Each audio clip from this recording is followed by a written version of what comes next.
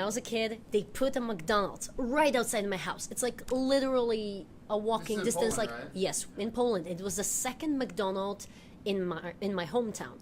And the other one was like in this industrial area because it was like for truck drivers. Nobody was really going there because it was so far. So they put this McDonald's right next to my house. One block. Go for it. Only please blow smoke the other direction because I'm gonna, with all that cough, I'm gonna be fucking dead. So, yeah, beautiful, right? So they put the fucking McDonald's a block away from my house. And the first week it's there, we were there every single day. Me, my buddies from maybe I was maybe 6 or 7. My buddies from my. I want you to continue. Sorry, I know the danger of this because when I was in the army, I lived off post with a house. Literally, there was one house and then McDonald's. So we were there every day for a week after they opened it, every single fucking day. And after that, it kind of got boring. It was like, someone will be like, let's go to McDonald's. I'll be like, why? We were just there. Yeah. And then a week later, let's go to McDonald's. I was like, why? We were there last week. And then after a while, this McDonald's been there for nearly, maybe 15 years. And maybe a little more. And I swear to God, ever since that McDonald's was put there, I was there a total of 10 times, out of which 7 was the first week there. Because it's there. It's always there. It's always gonna be there. Why would I, start going there out of a sudden? But if they decided to ever close it, I would be like, no, don't close it. I love my McDonald's. And I would go every single day for a week until they closed it. Because it's about to be gone. You can see this with 4 and 5-year-olds. How they get that new toy that they wanted so much. And they play with it for a short amount of time, all the time. And then they play with it a little less, and then they play with something else and all that. And then they get to the point where they don't play with it at all. But then if another child comes along and starts playing with their toy, all of a sudden they, no, that's my toy. Yeah. But that's exactly the same. It's a great time to teach the kid about sharing and stuff like that, which, that's what we look for in life. But at the same time, it's But that's exactly the same as with weed. Exactly the same as with weed. It's you can't have it, so you want it. Now you can have it, why bother? It's I don't have to do it today, I'll do it tomorrow. Happen if we found out that they were going to make it illegal at the end of this year. Probably come towards the end of the year, you'd probably see a bunch of people buying a bunch of weed, stockpile, and all that stuff because it's but the people that didn't smoke, who would be like, oh, well, I want it because I know I'm not going to be able to have it, so I need to get it now, even though I don't do it in case. It's the same thing, as soon as they legalized it, everybody was smoking every day. It was, so many people in January. February, still, a lot of sales, but, Also, I had a guy not everybody was walking down the street with a joint anymore, you know what I mean? It's completely different. Well, actually, it's funny, too, because on the same premise, it's remember Hollywood Boulevard? For the first 6 months, right, you were smelling it all the time, at first because everybody was doing it, and then for a while it was because the tourists were coming and doing it. Yeah. But the thing is, the tourists were doing it because they saw everybody that was living here, everybody was doing it. And then when a lot of people around here stopped doing it as much, the tourists, because they didn't see people doing it, so they stopped everybody doing it. Everybody got used to it, so Yeah, it's who cares? All right, I actually never asked you what you wanted me to talk about. Well, this is basically what we do. We just get into stuff. We just talk about. We just talk about booze. Yeah. Speaking of which, well, I'm drinking the booze. I can't because I'm taking antibiotics. Sorry, but I love you, Jack. I bought Jack and Cokes for Kapri, and we'll catch up on that. I don't drink as much, so I'm going to be drinking for her this evening. Yes, I normally drink for 2 people. So you may end up having to host your own show this time, yes, I'll eventually. By the way, you look great. I really dig the orange. Thank you. Yeah, so it's my new brand, orange. Yeah. So why don't we? So one of the things I want to talk to you about,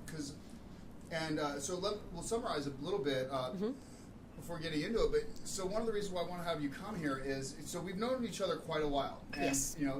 I know that you came here to go to school to pursue your career. You've been successful with it. You go back and forth a lot. You're doing all this stuff.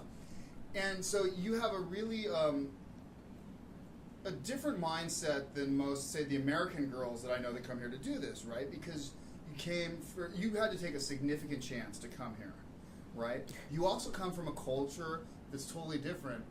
Yeah. When America Most definitely. When America was different, and as I'm sure you've known, let's just say the last 5 years. Yeah. American culture has been changing significantly. Absolutely. And I don't know how much is Poland affiliated with the EU. Well, we are definitely affiliated. We're part of European Union, Yeah, and please so- don't kick us out. Yeah, well, no, we like it a lot. I know that there's a lot happening with that too. I know that they just yesterday was the elections. No, not yesterday.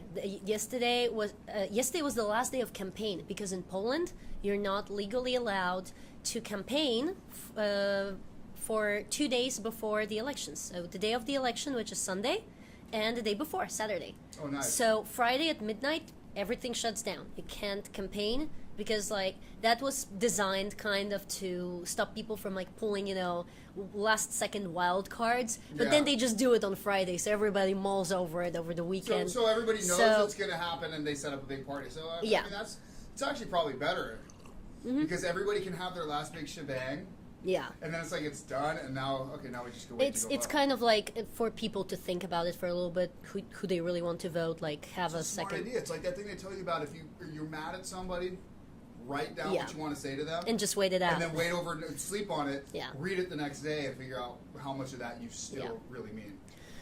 So elections are still happening, and I know that because I'm gonna go and vote. I actually registered to vote. You can vote there. Do an absentee ballot. Kind of. It's basically when you live abroad and you live in a big city like Los Angeles, we have an embassy here, and then the embassy sets up a voting post somewhere. So you Okay. just have to register for voting, and then you go and vote. And it's Okay. great. So you don't even have to go to the embassy. They'll have another place. No, that there you is can there is go another to. place. Sadly, it's much more further, Oh, it's further than the embassy? because embassy is on like Well, 15-minute drive from here, and the other place is like so that an would get hour. Oh my god, it's Oh, man. so far. But it's important. I'm glad that you're going. No, I'm to definitely it. going to No, vote. This is one of the I things that. I always vote. I always thing I- register to vote. There's two things that bother me about the voting here in the States for the most part. The real basic things. One is people that just don't vote.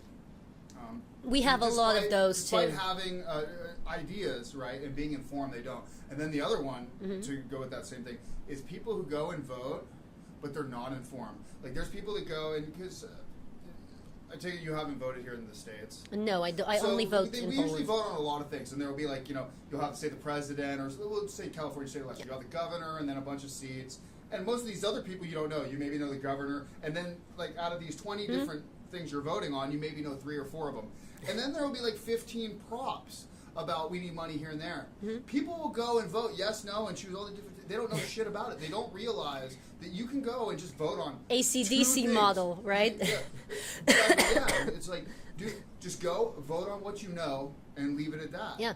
It's like the rest of the things that you don't know about. If Just you don't cross vote, it off. the people that do will figure that shit out. But there's this idea that I think a lot of people have, and it's a bad one in the U.S. that when you go and vote, you have to vote on everything. It's like no. No, so for us it's easier because we don't have props. We have separate elections for different things. So there is a presidential election that's a separate event. Then we have parliamentary election, which is a separate event. And then we have local government, which is separate. And then European Union Parliament, which is also separate. And then if there is a really big issue that's like important, it's normally kind of local, unless like the last large referendum that we had, it was for European Union 15 years ago. So, that was a big event that was happening all over the country. But for example, this year we had a smaller referendum just for our area because we have this kind of wild. It's not really a park, but it's like a wild area that's for the city, and you can, some people We call go. them national parks here. It's not even a national park because it's not like it's not under any sort of protection, Jurisdiction or jurisdiction, anything? nothing. It's just Okay. like a large pile of land that It's just unincorporated land. back in the day it's owned by the city, and back in the day, like a long time ago, it used to be a practice ground for the army. Okay. Now it's not anymore, and people walk their dogs there. Some people like take their cross bikes and just like ride around and stuff like that. But generally, like a lot of people want that land. So like a lot of companies. So I can see that. recently there was this one company that kind of wanted to like take it over and do something like a Central Park, but everybody went like, no. Well, that's a slippery slope, right? Because, well, you let them do a little bit of it. Well, it's just going to build a tiny bit. The biggest issue, no, because like they would have to sign the documents that they can't build anything in the remaining area for another 100 years or so, or something like that. But I'm actually not super familiar with like how long, because we had a different issue, because the land wouldn't have been owned by the city anymore. It would have been owned by the developer.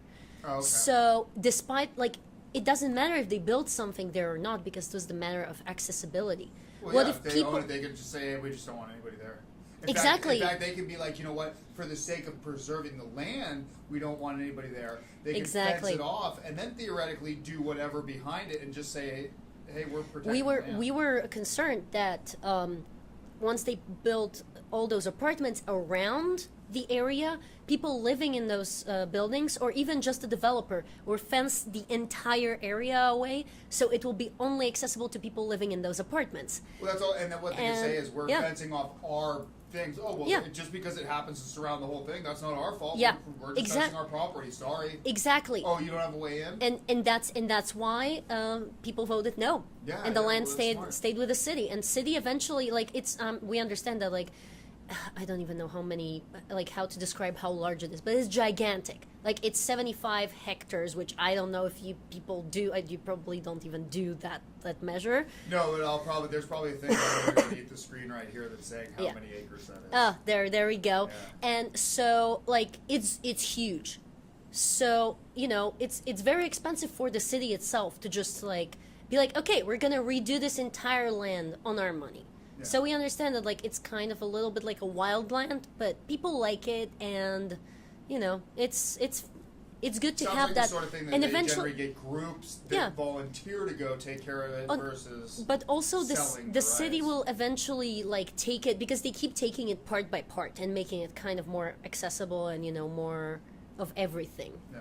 So it's nice that they're gradually doing it, and I feel like everybody prefers to have it done gradually rather than and, like, but going back to the props that you were talking about, like, I feel like, I mean, I'm not saying it's wrong, you guys have your own thing, but I feel like it's really difficult to have a prop, like, even in a state like California, and California isn't huge, but it's still a size of 2 Polands if you place them one next to another. So, like, how can people who live in Sacramento or, like, any other small village in the Northern California realize how hard it is here in LA with rents? And, like, how can they vote for us, pretty much, Because, like, maybe for them it's a great idea to have some sort of, like, landlord-tenant protection, But for us, it just means landlords can send the rents through the roof. Well, I'm actually a big proponent for local municipalities to have more jurisdiction over its people, and thus a smaller area being able to vote over what its people. Exactly. That's why we have, like, local referendums rather than the country The ones. downside of it, I won't talk about a side or anything, but you've seen the Alabama abortion law Yeah. that just happened. That's the downside. Is like, okay, well, you take something small like Alabama. Well, they decided that that's what they want to do. That's what the vote's on. And now the rest of the country, well, I won't say the rest, but a large portion of other areas of the country are upset with this now and doing all this. It's like, well, you guys don't live there. You're not planning on going there to try to get an abortion.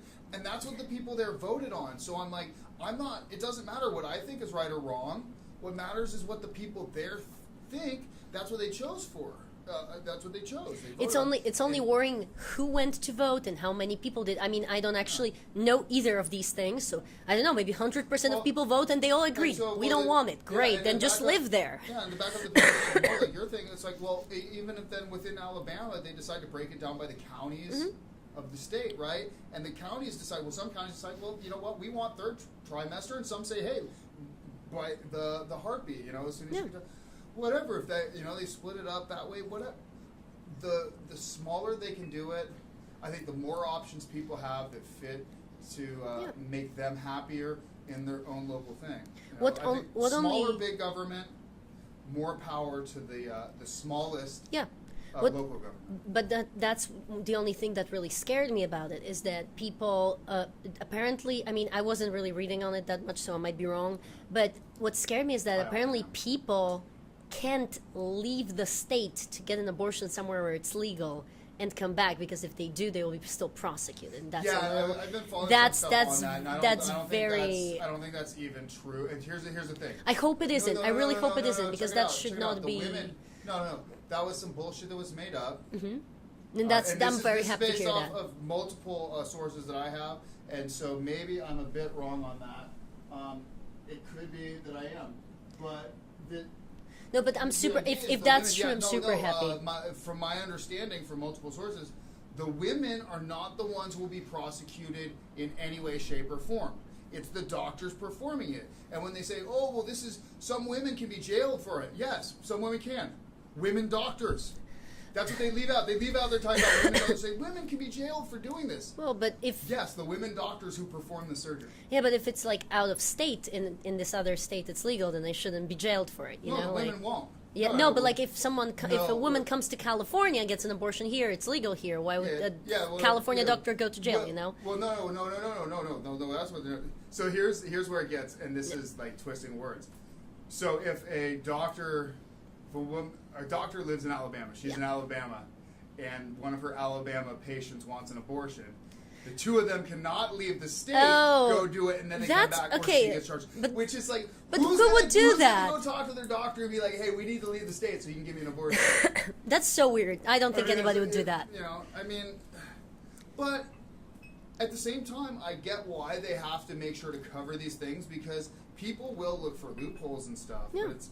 For them to be like, oh yeah, well, yeah, women who, I mean, so I heard some shit people were talking about. Oh, if women have a miscarriage, they're going to be. All this, Oh, there was a whole discussion about it in Poland last year, because actually the government was trying to pass the law that would ban abortions, all kinds. Period. Oh, Oh, okay. period. Yeah. Means like if you got raped, no go. If Incest? you incest, no go. But it's that one's actually not that popular in Poland. But here's where it gets really sketchy. So if the embryo not viable for like surviving without mother, so like dead at birth, or like right after, or like dying in pain for months and months, which normally you terminate pregnancy. Baby born with the heart halfway out of its body, Yeah. so it's gonna die No, eventually. no go. And but even scarier, if mother's life is in danger, or maybe even if it's sure that mother will be dead, still a no go. And I'm like, oh, what? So like, you have this little. You know what? Let's not get into it. But that was starting to get really, really, really scary, to the point where people were actually started to protest, because if someone had a miscarriage, they would also go to jail. And that's like, dude, most of the people who get pregnant actually want that kid. So like, not only they have like a tragedy because they had a miscarriage, now they also have to go to jail for it. Like, great job. This is like, what are you people doing? Well, yeah, that's just. So that that's didn't just pass. insanity if that passed. That didn't no, but that well, how could it? that was didn't just, pass. They actually scratched the whole thing because of a protest that emerged after. Oh, good. So so that was like a big win, and that was very scary, because I can't imagine that someone would like have a miscarriage on a baby they wanted and then went to jail for it. That's ridiculous. Back to the point about the voting thing, but based on this specific issue, here's the thing. Like, so if let's say the towns themselves have the individual right to pass things, the thing is, the smaller that you can get, the better. Thing, because that means if say the law changes the way you don't like it in your town, You can just that move. means literally, okay, yeah, it sucks. You got to move to the next town over, or whatever, to where the laws that work for you. But you don't have to change your whole life. You're still Better than moving geographically across the world. having to change your whole lifestyle. Like, by having these small municipalities decide what's best for their people, it can still accommodate a large diversity of people in a small relative geographic area. Yeah, and that's kind of what I'm all for. And that's better, because like I said, that way people in North California living like in the woods. I'm sure it's very nice in the woods, but they don't understand our situation here in the city. And but also, I don't think we understand their situation in the woods. Then why we are deciding about each other? That doesn't make any sense. Yeah. We should, like, it's better for the communities, and it's better for local governments, and it's just generally better for everyone. I mean, they're and they have when it comes to infrastructure, there's issues like specifically like Northern California, right? They're like, well, why do we have to send all of our water down to you guys? All the guys in the Central Valley are like, well, we need the water to grow the food, and then everybody way down south where we are here is like, well, we need the water to give for water for all of our people here and all the legal and illegal immigrants that we're allowing to flow in here. We need all that water, so now the guys in Central Valley don't have enough to grow their crops, and the guys up in Marin who the water is coming, you know, and up in the mountains, they're like, well, now it's raining so much that nobody can tell us that we're just stealing everything. This year we can't even hold it all. Although I'm not really very happy about that weather and that cough, courtesy of that weather. Exactly. Yeah, well. But it's I guess no matter what, you know, it's going to be difficult because everything in life is really going to come down to compromise between people. Like they have this whole thing about people being right and not having people's feelings hurt. People's feelings are going to have to get hurt so that we can have discussions about things to make things okay. People's feelings are getting hurt about like the color of a shirt someone wears. Honestly, at this point, it's just like whatever. You've seen the thing about, and I'm going to do it even though this is going online. That I have not. So do you know? I was really busy for the past few weeks. Do you know what this is? I don't, but I can if probably I were to do this to you, what would you say it's that means? It's a wild guess. It's probably, and I remember that from my college times when I lived in England, that this was a vagina. Okay, see, I like that. That's better. So, what is it? And so this means okay. How you doing? Okay. Although, like, no, that's kind of like an Italian thing. It's like it's great, you know. Okay, like, whatever. so but, no, if you did it like depending on the context. They've been pushing a specific political group that I won't name. Also, I totally thought it was dirty. WP, white power. Huh? There's another thing this is. Have you ever seen somebody do that? No. It's called the circle game. If you get somebody to look at that, right? I totally and looked. You get to punch them. Oh well. It's a game people play for years. Well, there we go, people. Play it at MI. There we go, people. Maya's gonna punch me now. I totally looked. I'm definitely not gonna punch Kapri. He's gonna wait until the camera's off, and then he's gonna punch me. Yeah, I might.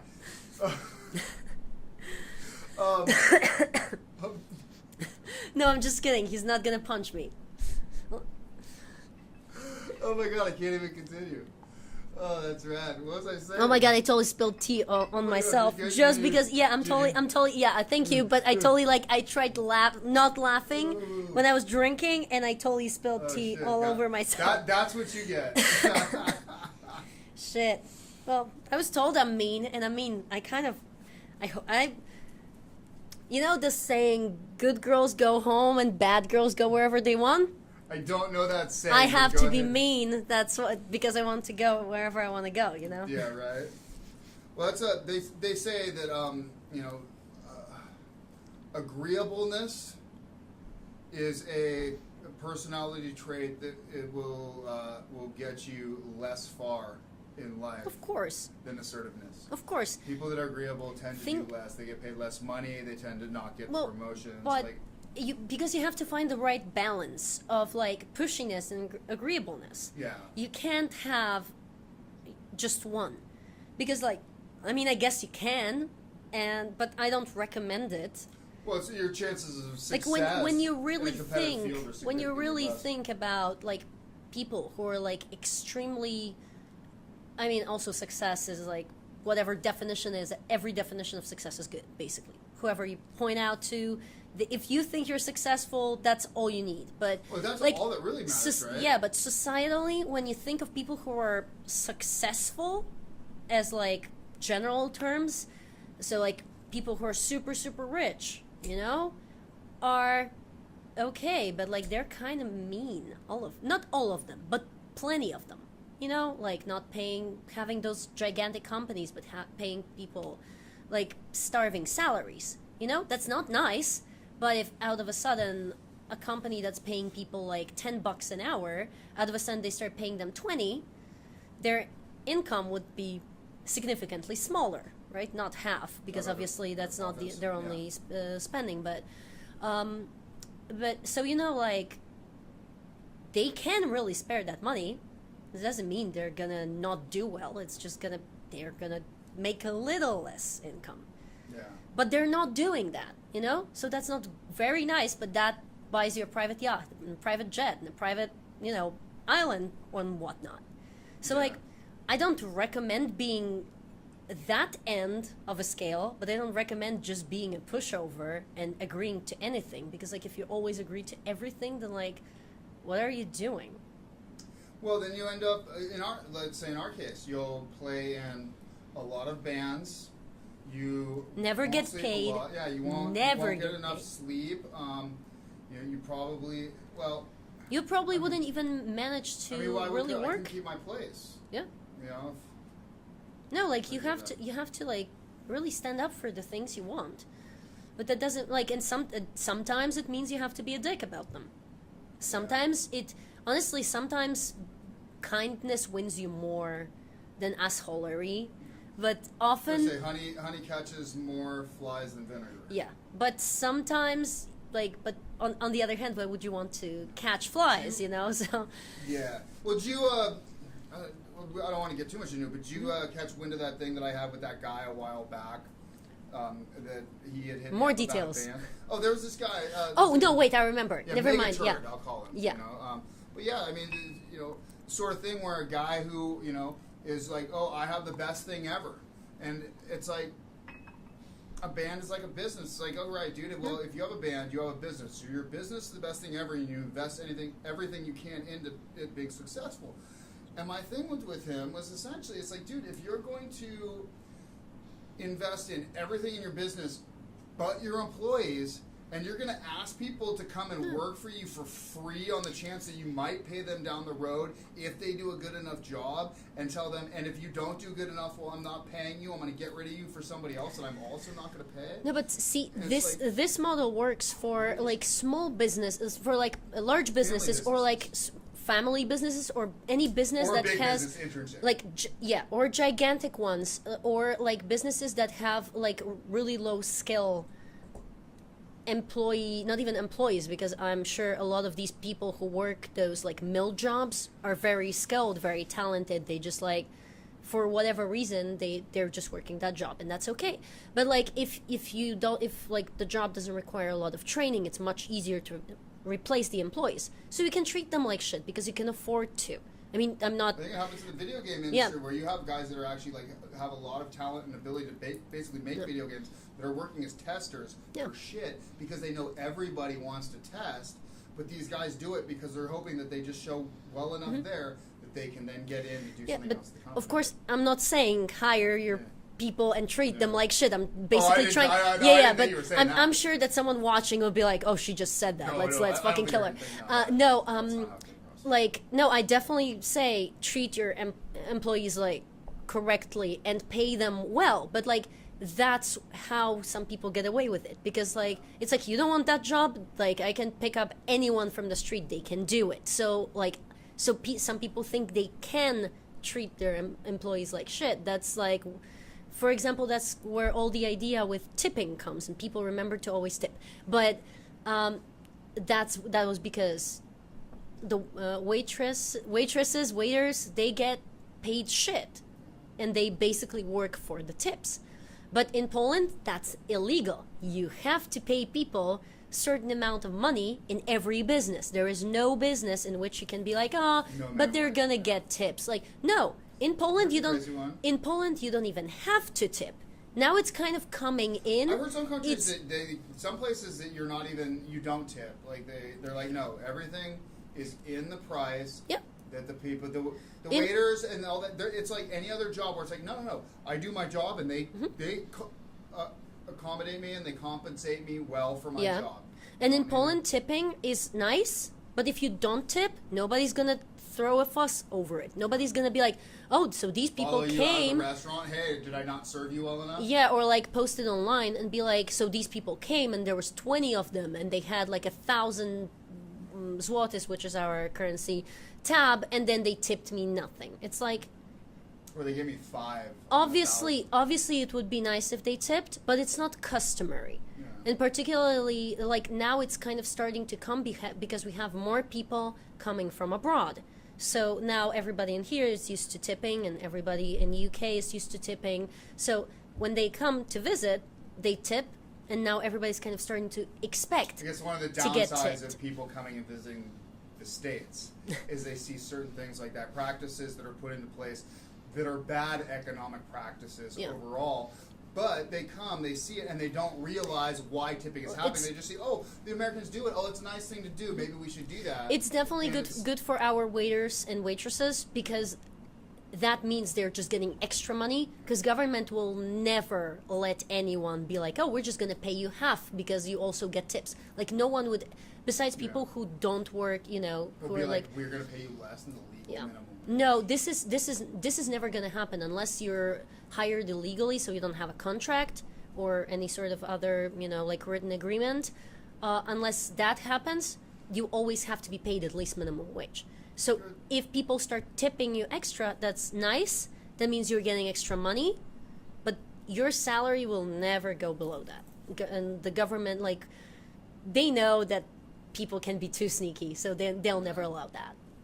Well, And if they try, everybody I think will the idea get of a super minimum mad. wage, So in a lot of ways, the idea of a minimum wage is a bad thing, because I think the idea of everything being a competitive wage, right? Because that's the other thing too, is you mentioned something about paying people well. Because I don't think it's about paying people well. I think it's about paying people competitively. Yeah. Pay them for what they're worth based on the merits of what they're bringing to the table.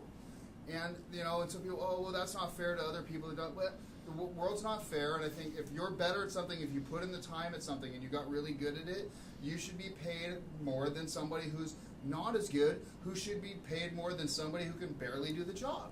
yeah, that's true. Plain and simple, you know. And Although everybody should be getting a livable salary, particularly if you run a that's- billion-dollar company, well, that's, you but that's can't the- be that's the hiring idea. people for like Well, that's the 100 a idea week. of a competitive salary. Yeah. The thing is nobody will do the job if the salary is going to be competitive, but then they bring it down below that because it's like, well, we're just going to go work for somebody else who will pay us a competitive salary because that's the way the world works. Well, but like, isn't the whole idea of like not paying some people and paying others, like where pay to play came from? Because all of a sudden there was so many bands that, you know, nobody wanted to pay them because most of those bands weren't really good. So just to be able to, Well, that's also people also. I don't like pay to play, but at the same time, if there's very small areas of the country. In fact, I mean, it's only really right here in LA that I've seen the pay to play. Yeah, I mean, I'm because from the San everybody Francisco comes Bay here. Area. Do you know how many pay to plays I've done up in the Bay Area? Probably I don't know zero. if there- Yeah, I didn't know there was such a thing. till I left actually LA. have never done a pay to play here either. I've never done a pay to play at all. I've played pay to play gigs, but I was hired on. I've even Yeah. You'll get a kick out of this. So it's been years since I've had a situation like this. But when I first got down here, I was going to school and stuff. People would hit me up to play gigs that would be happening, like say the Viper Room, the Whiskey, stuff like that. You know, it's like okay, gigs in like 3 weeks, and they would offer me an amount of money and be like, yeah, so. Then they'd be like, yeah, so can you Oh, I go know hand what out a bunch happened. of flyers? Can you do this and that? I'm like, yeah, totally. I mean, for the amount of money you're paying me, I would rather take those hours and learn your songs. But if instead you want me to go flyer the town, I'll happy to do that. You know, Yeah. it's like, but I'm not going to do both for the money you're paying me. No. Like, I would recommend I learn your songs, and every one of them has chosen for me to learn their songs. Yeah. But the fact that they'd be like, yeah, we want to hire you, and oh, can you go do this? It's like, hire a street team. Yeah. Although I totally thought that the story was going somewhere else. Oh, where did you think it was going? I totally thought that you're gonna say that you got offered a certain amount of money and to play, and you said okay, and that they were like, okay, so here are the tickets, and sell the tickets, and you'll be like, what the fuck? That's happened And plenty then of times and too. then they would be like, well, we don't pay you if we don't have a certain amount of people, because like No, we have that's to not- cover the quota for the tickets, and then some to be able to pay sorry, you. Like I totally thought. You didn't sell 5 tickets, so even though you're playing drums for us, you don't get paid. Yeah. Yeah, no, that would. Yeah, no, and I thought it was gonna be Provided way there was more not a than woman in 5. the band, I would have worked it out and told them it's not going to suck itself.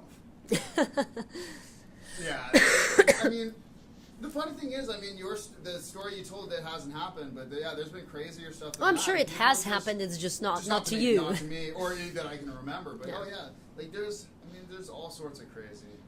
No, but like I've gotten people coming to me and being like, so tell me there's. some of your crazy. I know that you. Oh, I have the craziest stories. You. Of all the people I know in LA, you might be the one that is constantly surrounded with By trouble, the most yes. craziness. Yeah, because like So what is happening in your world because these days? because here's like the reason why it happens so much is because like on one hand I'm really really responsible and kind of like extremely grounded, which is stupid considering like what kind of career I picked because but I was supposed to be a lawyer, only I didn't do it. I didn't follow through with it because I decided that arguing with people for money every day for the rest of my life is like a little bit too So strenuous. cliche, Like tall, thin, blonde, hot attorney. It's Aw, like, thank it's been you. played out. Like, yeah, but no, but also another thing is like Really what? I thought it was not going to be very good for my mental health. Not that music is actually really good for your mental health, Yeah. but either way, like I'm kind of like really reasonable. What law were you going to study? And just honestly, like, in Poland it's like separated completely differently. So notaries are actually making shit ton of money, unlike here, you can, like Cool. anybody can become a Notary notary. service, Yeah, but Notary public, in Poland they cover like a much bigger ground. So like also confirming that the contract, I don't know who does it here, but like they confirm, not only confirm the contract, but they also like assist in like when you buy an apartment or a house or something like that, or like if there is any dispute or with like running your company, all that kind of crap. They have so to. any sort of legal They have to thing stamp. that Yeah. needs a witness for. Yeah, they are have to. the Yeah, legal they witness. are the legal witness, and a Okay. random person can't do that. And like Okay. that's great because they also will read all your because documents. they have to be held accountable Yeah. if Yes. it goes to litigation. Yes, so like, but that's great because once you hire one, if you're about to sign something that's terrible for you, they will tell you. And in here, it's like if it's a random person, they are not gonna know that you're Yeah. stepping into shit, so they can't really alert you. But okay, so that was the thing I wanted to do, but it's also impossible to become one because this is like a very family business type. So, Okay. so after you finish law school, you have to go and be an intern somewhere. And that's basically how you learn what you're gonna do in your career as an attorney. And then you have to like pass extra exams, and they have to like stamp you in that you did all the hours and blah blah blah blah, right? And it's called application. And So it's so like an so entering that a was firm that was here. impossible. So I was just Is that because you have to have an in with the family yeah, thing? You have yeah, to basically because there are know only somebody because who's there gonna are be like, only we'll take you so on. many. There are only so many available. So they always go to like friends and families. So Sure. how are you gonna get it? You're not. So I mean, not This is one of those not, things but like that it's sucks. really It's hard. unfair in life, but this is the way the world is. Yeah, and it's the some way the people world are so is, mad but- about it. It's like, dude, No, but like oh shit. so I was like, okay, so I can't do that, or at least it's gonna be really, really hard, and it's not like my huge dream. So like, why would I put in all this that's time? the biggest reason not to do it. Yeah, Because it's your like heart why wasn't would I in it. put all Yeah. this time and effort? So I was gonna be like a litigator, but like litigators argue all the time, and I was like, I can't stand always yelling and always being yelled at. So I mean, I can, but it's not my favorite thing to do. So I decided not to become a lawyer. And I decided to do music, but like back to craziness. So on the other hand, I actually don't Like the that fact decision isn't crazy the enough. yeah, but I don't like the fact that I'm so responsible. I'm very responsible because I grew up pretty much like ever since I was like a really early teenager. I was living most of the time on my own because my mom worked so much, so like to cover everything. So I was taking care of myself. So like I'm 12 and I'm home alone. and I'm sleeping there, and there's no adult for 3 nights in a row. Like, I can't set a house on It's fire. funny because this is sort of in the States now. If you were to say this about a child, they'd be like, "Oh my God, these parents need to have their kids taken away. What are they doing leaving their kid?" I was going home and staying at home by myself at like 7 years old. In all fairness, I would not leave most 12-year-olds in a house by themselves. Well, not But, now, like, but they're all super favorite But now. like I knew I can't set a house on fire, or I can't open doors to strangers knocking at 3 a.m. But I missed out. Thus, you're still here. I don't want to say I missed out because it later on really protected me from a lot of bad things in life, particularly after moving here to LA. But I did miss out on a lot of crazy things that my friends did, and also like another thing is like, when I was a teenager, I only did 3 things: school, music, and horses. That doesn't leave you any space to do anything crazy. So I didn't do all kinds of stuff, and it's okay. But now I'm kind of starting to feel like, oh, I maybe missed out just a little bit. So I feel like I attract a lot of crazy people just because of that.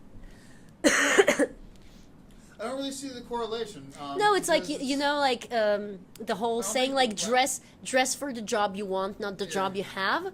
So it's like maybe if you're like putting the thought out Well, of like crazy adventures, at they times kind of come to you. Can, you dress eclectically, but it's still with the fashion. But yeah, it's we're in a business where we have to entertain, so you're kind Yeah. of stuck having to dress in a way that sticks out, that draws attention to you. And unfortunately, the downside is the types of people that you around, particularly here in Hollywood. Oh, Hollywood's Doing something insane. with, where you draw attention, it tends to grab a lot of attention from the people that you really kind of don't want the attention from. Um, Especially as a good-looking girl walking the streets around here, I know, I mean, Oh, so I many know- crazy stories. Good old Hollywood Boulevard. I can't even imagine, I never really got in trouble on Hollywood Boulevard. Yeah. Like I had that one thing that happened last year when the homeless guy just grabbed my hair.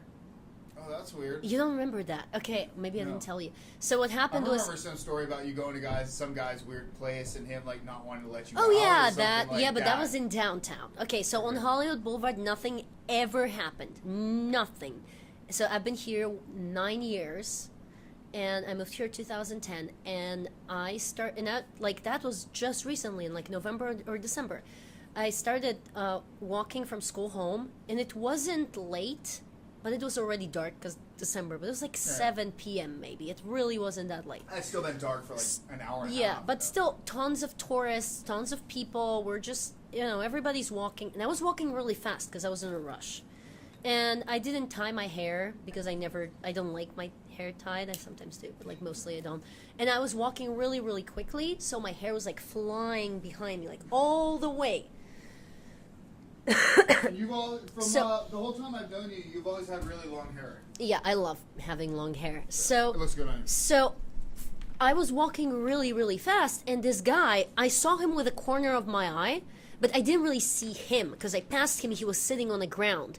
So he had to get up and actually like follow me for a couple steps because I only saw his hand, but coming from like completely my blind spot, and I saw it right here, and he grabbed a little bit of that hair flying, and he just like, I saw his finger close on my hair, but I was walking too fast to stop that abruptly. Yeah.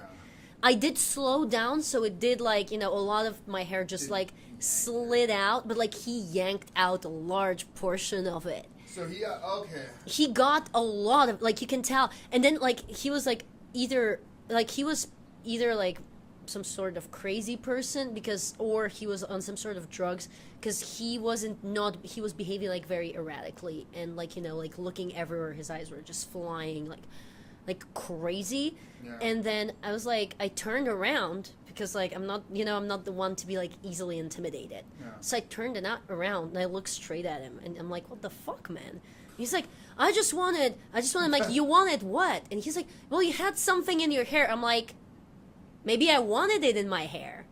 And then he was just like, he was so, I think that he was mostly confused that I just turned around and confronted him rather than, just run away. And now at this point, everybody's staring. But that was the worst thing that ever happened to me on Hollywood Boulevard. And I remember the first year I moved here, although I don't know if this one was true, but that was like a word of mouth, that one of the girls got not really kidnapped, but abducted from the CVS, which is down the street on Yucca, and that she escaped and put in the trunk of a car, and that she escaped at the traffic lights.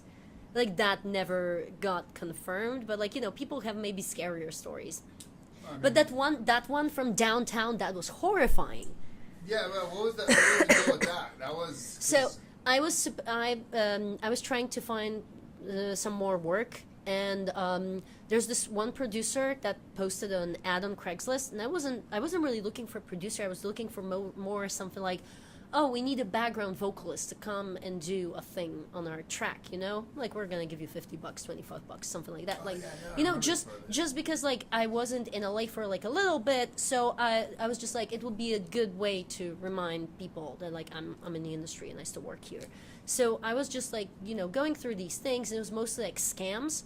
But then there was this guy who was like, that was a scam too, of course. He was like, I'm a producer, I'm looking for new people. And I was like, can't hurt to send him something. Maybe he'll have something for me, So, and I sent it, and he literally called me pretty much right away, maybe after an hour or so. Oh wow, that's and pretty he was like, yeah, I really liked your music, I really liked your things. Can you come and we can talk in the studio, and maybe you can sing some trial tracks for me in the studio? I'm like, yeah, absolutely. So he gave me the address of a studio, and I checked, and it was actual real studio. But then the day before that, and he said, come on Sunday. I'm like, okay, yeah, that's fine. So, but the day before that, he texted me, being like, hey, listen, I'm really sorry, but I have to run out for a thing tomorrow. So do you think you can just come to my other studio? And he gave me a private residential address. But that was fine, because I figured a lot of people have a smaller setup in their apartments. So I left the address with my roommates just in case. Always do that. Smart. And I told them... Ladies, make sure to... Yes, to follow always that do advice. that. I left all the numbers. I took screenshots, sent them to my friend, just in case anything happened, so the police knows where to look for my body. I remember you telling me about that too. Yeah. So You so I said go there. nonchalantly too. You're like, oh yeah, just in case you Yeah. need to find my Well, body. because here's the thing, we can take certain precautions, but honestly, every single second you can be now you're alive, and now you cannot be. Yeah. Particularly in California, someone can run you over. We can have an earthquake. A ceiling can fall onto your head. Anything. You can go crazy and stab me in the eye. Anything can happen. Honestly, anything. At any given second, anywhere you are. It's not hell, just LA. I might just turn into a woman here in a second. You don't know. This is California. So, that is true. I mean, technically, all I have to do is identify as a woman now and not a woman. I don't even have to change it to something else. It's a nice setup right here I'm for a enjoying woman. the circus of the bearded lady. Yeah. I don't even have to do anything. There you go. So, but either way, so I'm not really that concerned that I'm gonna be dead. You have to take. Well, so far everything you have seems legit, right? Well, you have to take precautions, but you also have to take certain risks in life. If he gave me an address on a skid row and told me to come at 2 a.m., I wouldn't do that. It was middle of a day, 1 or 2 p.m. It really. Just the fact that it's in the middle of the day. Yeah, it's a really nice. Seems a lot better than come to this place at night. It's a really nice residential area of it's a large apartment building, brand new in Koreatown. It's it's nowhere sketchy. So everything works fine so far. And worst case scenario, I told my friends if I don't check in within an hour, make sure that I'm still alive, and otherwise call the police. So I go there, because it's obviously a stranger I met on the internet. I'm not just going to randomly go there. So I go there, and I was supposed to meet him outside the Starbucks. And I start waiting, and it's 10 minutes, 15 minutes, 20 minutes, nothing's happening. And I sent him a bunch of texts that he didn't respond to. So I called him. I called him, and he was like, I'm sorry, I'm running late, I'll be there in 15 minutes. So I was like, that's fine, I'll wait another 20. Still And not cool. still not very very not cool, but like I was like, that's fine, like I'm still interested, because he sent me a lot of credentials, and he sent, like, I googled what he sent me. Of course, like, I don't know if this was exactly the same person or someone who's just pretending. Catfishing. But you know, like, and while I'm standing outside of the Starbucks, and it was like literally right after that phone call, this guy comes up to me, and he's like a nice dude. He's very courteous, and you know, he like comes up to me and he says hello, so I say hello back. He doesn't look any, you know, threatening or anything. So we start talking, and we talk about like some random things, and he says that he's a comedian, and that like he's a skateboarder. I'm not gonna say who that was, but like, This is not the guy. no, this is Okay. just a random person that came up to me, and he asks me if like I would like to go out sometimes, and she looks nice, single, so I'm like, why not? Sure, hit me up.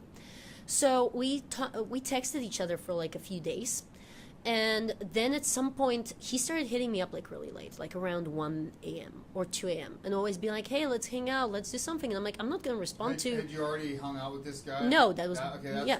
And I that's was like, fine. I'm not gonna I'm not even gonna respond to, like, at first I was like, I'm sorry, but like I'm not gonna go out that late Yeah. with like I just like, I'm not gonna go out that late. But he kept pushing, and it was always that late. And here's where it gets really sketchy. So like one time I got a text from him and I didn't respond to it. And then like 20 minutes later I got the text from that producer guy trying to set up another meeting. Yeah. And I didn't respond to that either, because A, it's 2 a.m., so it's not a business time. Yeah, it's like, what And the fuck, also B, guys? this is like a little bit of like a weird coincidence, don't you think? That like I'm not responding to one person, and all of a sudden the other one out of blue hits me up.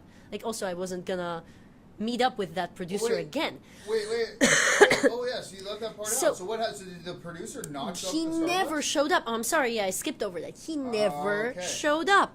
So I eventually went home, and I was like, okay, fuck you. I'm never doing that again. No. And then, okay, so a few days passed, and he eventually asked in the middle of the day, it was Sunday, it was like 1, if I wanted to, It was like a week later. yeah, a little bit, like a few days later, if I wanted to grab some food. And I was like, that's okay, it's middle of the day, because it's still a stranger I met on the street. So, like, it's okay, it's the middle of the day, we're gonna get food, so it's gonna be a public place.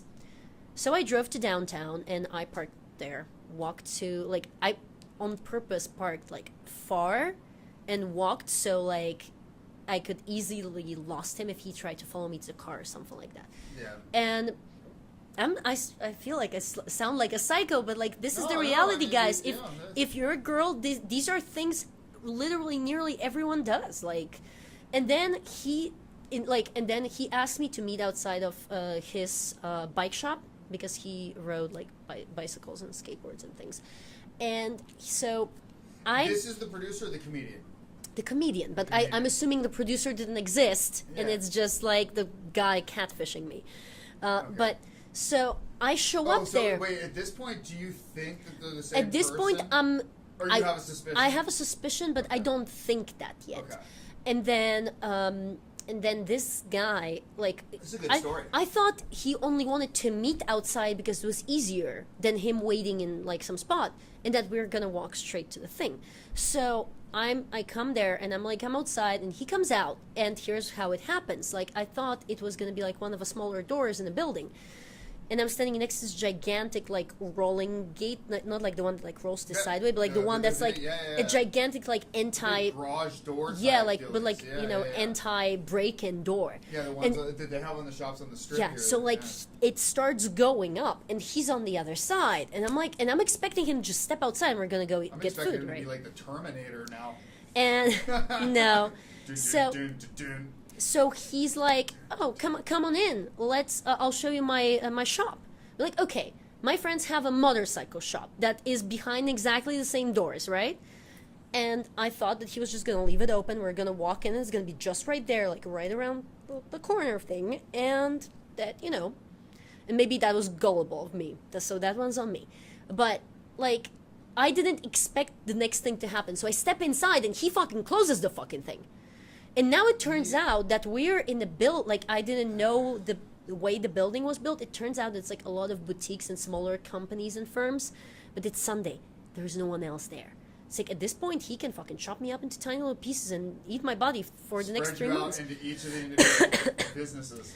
So I immediately texted my friend where I was. Like, I already told her where I was going and with whom, but like I texted her what happened. Yeah.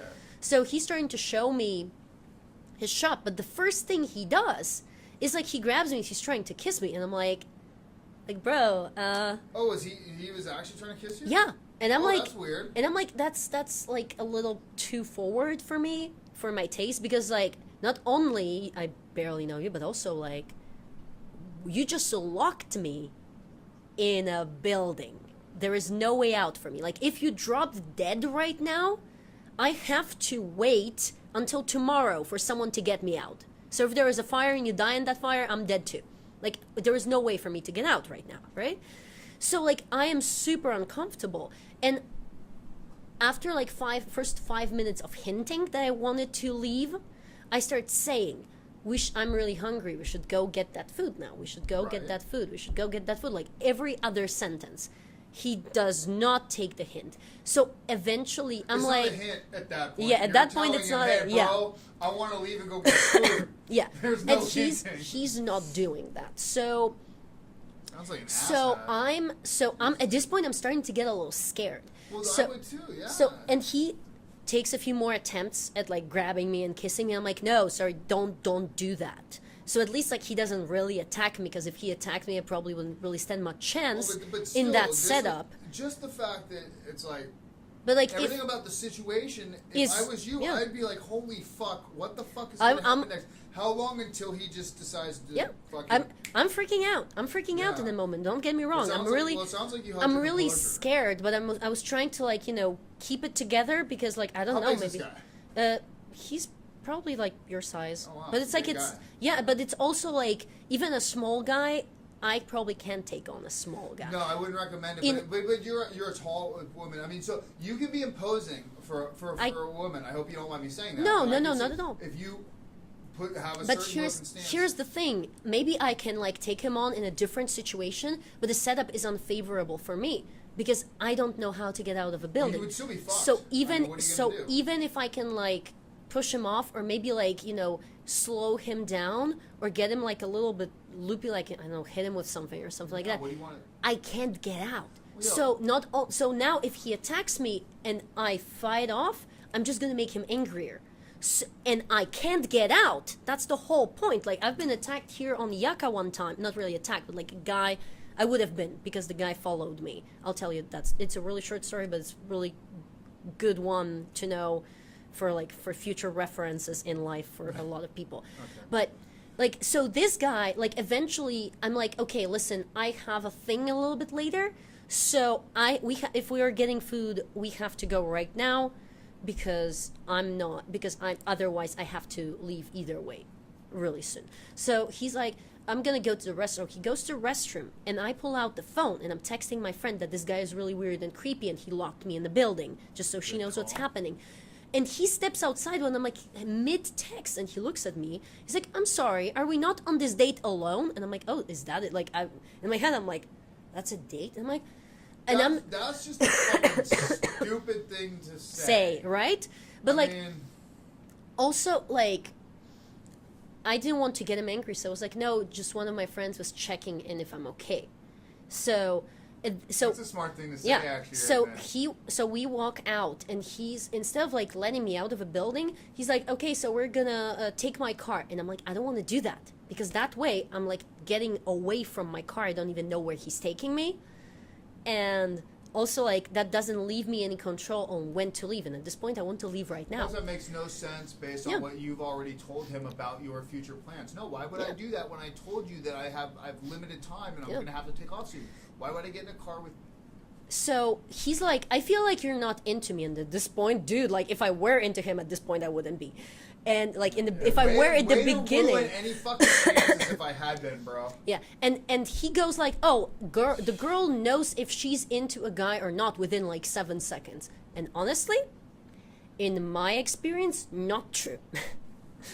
But say if a girl's interested, not saying whether it's going to work or something, but Yeah. I'd say pretty quickly a girl can figure out, okay, do I want to? But I don't think it's Guys seven. The same way. I don't think it's 7 seconds. Either way, the guy. So he gets so pushy about like driving. So I'm eventually like, okay, you can drive me to my car. So I get in the car with him, and I'm terrified. I don't want to be in this right. situation. Like everything's This sucks still. because I know you're making a decision. Everything's still gated. This is a bad idea. Everything's still gated because the gate of a garage is locked, so I still can't get out. So, but eventually, So he's basically forcing you to have to get into his car to Yeah. get out of the garage. Yeah. So, but eventually we get to my car, and like as soon as I got in the car, I was like, lock all the doors, like don't. And then so I was like, honestly, there was a moment when like I was like, if he takes a left, I'm just gonna take a right and just fucking dash. But he was like, oh, so here's the address, I'm gonna follow you. It's like, that's not good.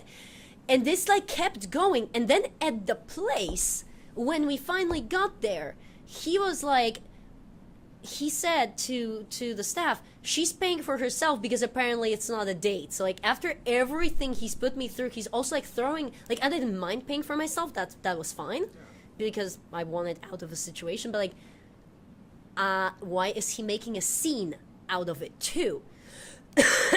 And then thankfully one of my friends called me.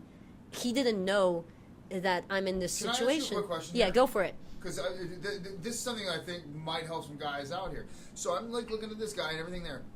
If he had simply like he's been totally weird at this point, everything's fucked. But if he had simply been like, I know that this isn't really a date and stuff, but I'd still like to buy you lunch. Mm-hmm.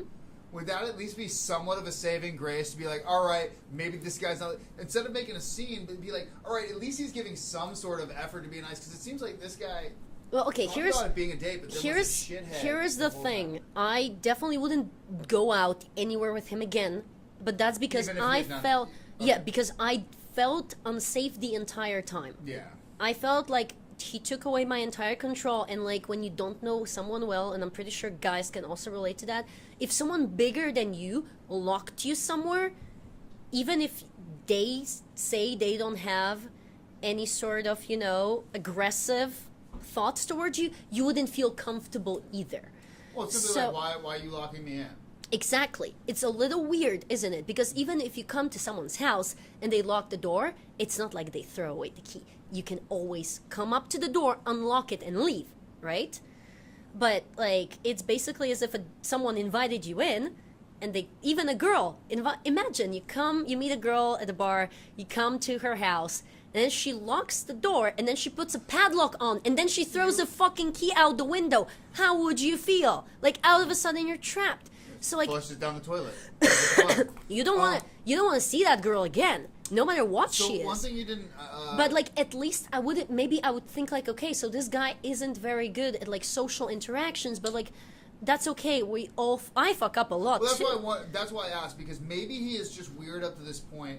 But then, like, instead of being a shithead, like, At least was like, I definitely wouldn't be. I know it's not a date. I'm awkward. I'm sorry. Can I buy you lunch Yeah. at least to make up? Would that at least been a step towards being like, all right, maybe this guy is all right? I mean, if he wanted to, I would definitely be open to like I'm trying staying I'm trying to friends. possibly help out some guys out there that are the genuinely decent guys, but they're shy, they're awkward, they may come off the wrong way, but then be like, you know what? Just because you started it wrong doesn't mean okay. You still be a gentleman. No, but still like, do everything you can the right way all the way through until you say goodbye. yeah. And then reflect on how you could have done better. And here's the thing: if you like a girl, and in the very beginning you do something dumb, like it happens to which a all lot of us. of dudes do. And no, it happens to all of us. Yeah. Trust me, it happens to all of us. Well, that's how you So, learn about but, something. like, you say something that you get a negative reaction. You learn about something. and you're like trying to make up for it. Like, and for example, you're like, listen, I know this isn't a date. Like, I didn't do well in the beginning. Is it okay if I buy you lunch? And you do that, and then in the end you say, hey, I'm really sorry that it didn't work out, but I really like you. Would it be okay if we kept in touch? Like, don't even say things like stay friends, just say keep in touch. Most girls will say okay, and then that leaves you a lot of space to fix it in the future.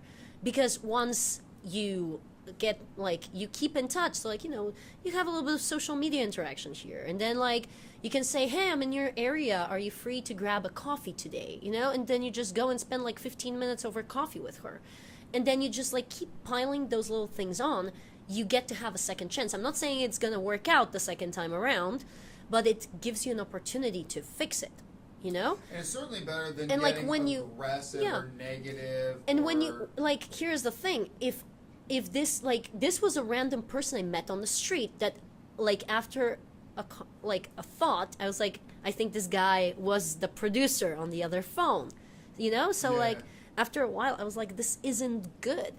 So like that was sketchy. But if I met him through a friend, that would be a little bit different, because like I could go to the friend and be like, hey, so like, is this guy always this weird? Like, I kind of thought we hit it off, and then like we didn't, and then he locked me in his building, you know, and then they'll be like, oh, he sometimes does that, I don't think he realizes how scary it is, and I'll be like, okay, so that's a normal thing, it wasn't just aimed at me right now, I don't know, maybe he like, maybe that's where he keeps all his victims. Have a conversation with somebody, being like, hey, you do this thing, just so you know, this is how it kind of looks to other people. Yeah, and no, like that happened to one of my friends recently, where I wasn't in a very good mood, and I was in a bar, and I wanted to leave a little early, and I wanted to walk by myself, because like I kind of didn't want to be around people.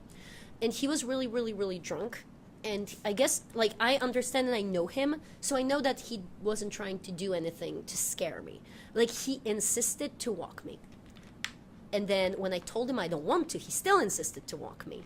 So I asked the bartender to keep him inside so I can walk. And then as soon as the bartender held him in, like, I dashed out the door and I run across the entire length of Hollywood Boulevard. And then he catches up with me. And I'm like, okay, now I'm really creeped out. So, but like, since he's my friend, so the next, and I yelled at him in the middle of Hollywood Boulevard. It's really weird. And I guess he got very upset about the fact that I yelled at him, but I just really didn't want to be around people. And I understand that, like, people have to take a hand. Yeah, but that's why the next day when he was sober, me and my friend, we talked to him and told him that he can't do things like that, because that's a little creepy. Although I understood that he had the right idea, that he just wanted me to get home safe, you know? So, like, everyone will have those little moments when we fuck up, you know? Like, I'm not gonna, but I totally could name a billion of times when I fucked up like that. Yeah. And it's not a big deal. I tend to forget them, and I'm sorry because, you know, whatever. It's not a big deal that we have those moments. It's the big deal how we handle things after. And he apologized, and he was like, I'm really sorry, I just wanted you to get home safe. And I was like, that's fine, I understand, but it's also a person I've known for a long time. So it's a different thing. You have more leniency. Yeah, because I know he's not a psychopath. Well, you earned enough respect with you that you know the intention behind it. Somebody who you don't, you know, exactly, you never know. Let's take like, I'd like to think, and it would still probably be weird, but had it been like the situation where you came down to meet me someplace downtown, so we're going to be just doing some recording, I open a big door, we walk inside of it, I don't say anything to you, but I close the door behind it, you'd probably be less weirded out about it. Oh, not at all. Than meeting somebody honestly, for the first time. I would be not weirded out at all, because I know you. Yeah, I know you also, like. that reminds. So that took me back to the one thing you didn't mention about the story. When you guys went in there, was there a studio in there? No, there. I mean, no. He was. Said it was a bunch of shops. And no, shit. he was. The studio was like his bike shop. So like, yes, there was a bike shop in there. He does work with bicycles. Yeah. Oh my god. But you know. Well, my studio is my apartment. Yes, but you get the point. Like, I know you well enough that, like, if you locked the door, I wouldn't think about it twice. But for the reason, because, like, if at any point I felt like I don't feel comfortable, I'd be like, hey, Maya, do you mind, like, letting me out? And I know that you would say, yeah, sure, no problem. You know, like... But be like, yeah, it's unlocked, or here's the key. Blah, blah, blah. Yeah. Or you'd go and you'd let me out. It's not that big of a deal. Yeah, I mean, But like with a random person that I don't really know, and we don't have any friends in common, I don't really know if that person really is who they claim they are, and like, it's... That's the other weird thing. Coming off of Craigslist, it's just, I've come to realize, like...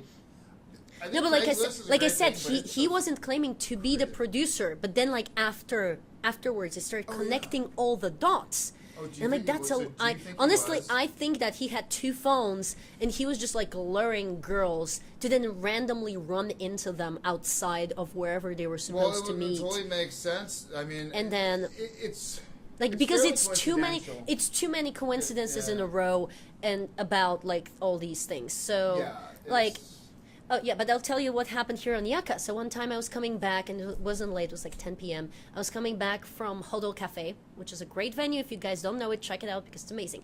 And I have was to go over there to get my and life. I was I was walking on Yaka because like I just wanted to take a shortcut, and you know this liquor store, Playboy, that's like right on the corner. Oh yeah. So I'm walking, and since Coenga, so like one block, this guy is following me, and I can tell he's following me because like That's just a short distance too. I passed him, and he instantly like turned around, started walking behind me, and I speed up a little bit. So he keeps walking faster, and the faster I walk, the faster he gets.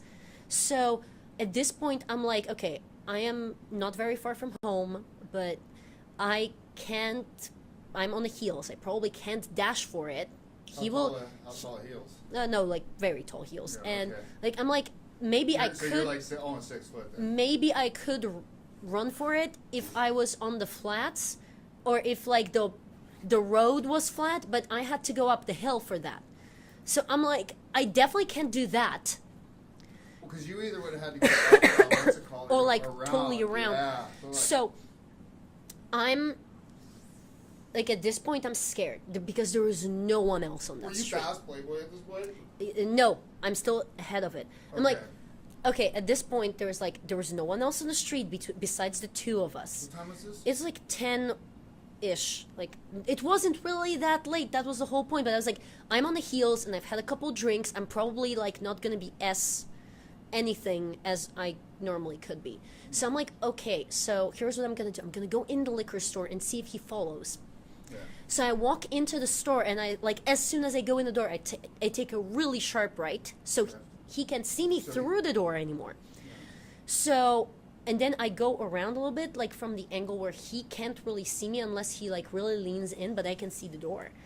And I see him, and he's standing right outside, and he's staring, like he's waiting for me to get out. So here's what I did: I ducked under the shelves, like so you can't see my head above the Yeah. shelves, and I walked around the entire store, and I peeked out just a little bit, and as soon as he turned his head, I fucking dashed out of a Yeah, back other door, side door, yeah. and The then I parking lot just door? run for it, and I run until I hit Did you take the wheels Franklin. No, I just run for it. I was like, I'm better off trying it that way, because like if I step into anything sharp, I'm done. Oh, okay. So, and as soon as I hit Franklin, Your heels make a lot of noise. yeah, but like Franklin, like Hollywood makes a lot of noise. It's not that Fair big enough, of a I deal. guess- Like, yeah, when do we not do a siren if we actually yeah, and listen? from the other side of a store, it's really hard to hear. So I dashed, and I only slowed down when I hit Franklin because Franklin gets a lot of traffic. So worst case scenario, I would just jump in front of a traffic. Like it's always good to like think of all the options you have if you think someone's following you. And that guy was definitely following me, because he was literally waiting outside the door for me to get out. And who the fuck knows what would happen if I did that? Can I, dude, I got a what the fuck had happened story right there. Yeah. It's probably 2005. I'm in there at Playboy getting some. Oh, the same spot? Yeah, with my buddy Miles there. Yeah, it's a good spot to get in trouble in, huh? And we're getting Mickey's 40s for a while there. Greg, and I don't know if Greg was drinking. Greg's always been a Coors Light guy. But a bunch of us, we were just drinking Mickey's 40s. We'd have a Mickey's 40 every night. So it was my night to go get them. So we walked over there because I lived. That was when I lived across the street from where you live now at 1831. Mm-hmm. Maybe let's not give people my address. Oh yeah. They don't know the street. They don't Yeah. know the street. So point being, I'm sitting there. I look outside and there's a lowrider with a bunch of cholos in it. Yeah. And they're just staring. Ooh. I'm younger, and and I'm. Do you have your intimidating, scary beard? No, at that point I think I had like lightning bolts or something like that. It was all I was doing crazy stuff. Yeah. I think I had lightning bolts in my head or a tire tread. I'm looking at them and we're getting all that. So we walk out, and they're still just staring, and I don't know, I said, "Can I help you guys?" Ooh. And he points the gun right at him. And my buddy was like, what the fuck? So what the fuck are you gonna do with that, dude? So you're fucking shooting in a corner with all these fucking cameras and shit in front of a liquor store? Whatever, you dumbasses. We crossed the street. I mean, I guess that was a little brave. I would be afraid to do that. It's unfortunately, I've had a gun pulled on me multiple times, and I've always done, that was a dumb thing to do. And every time that I've never done happened shit, to me. Well, I look at it like this. I had a gun I'm pointed either at gonna me. get shot but- or I'm not. Yeah. And it's as simple as that. And every situation that I've had the gun pulled on me has been, and given I've been in the military. Yeah. There's this, I can tell, there's people who are pulling it, they don't intend to use it. It's an intimidation thing. And I'd like to think, and maybe one day I'll be proven wrong, but I'd like to think that I will know when I look at somebody and be like, all right, so you pull a gun, he plans on using it, so I'm going to go ahead and turn and just walk away. Possibly. And grab my friends and be like, guys, we need to leave. Yeah. No, possibly. I It don't has know. happened when I was younger. I've never had a gun pulled on me. I had a gun pointed at me, but that was a different situation because that was the police. I had that happen. That's no explain. What happened with you? Oh no, that was not my fault. That was another crazy story. Crazy boyfriend story or Uh-uh. what? Crazy roommate story. Oh, even better. I lived in the other building at the time, and that was my second year in that building. Actually, my third year in that building, and before that, I lived across the hall from the guy, so still the same building. And he was a very nice older guy, and I sometimes fed his cats when he was gone, so like I knew him for a while. And then his roommate moved out. My roommate moved out. I needed a new place. I figured might as well just move across the hall. It's the same price. Yeah. So it's fine, and I get to play with cats. So your own So room? it was nice. Yeah, it was nice. And so I moved in there, and like I lived there for a year and 2 months, and everything was fine. Things were going great. No, like anything. Like, okay, so in my defense, I was never home because like I would get up early in the morning, eat breakfast, go to school, come back for lunch, go back to school, probably sit at school till like 2 a.m.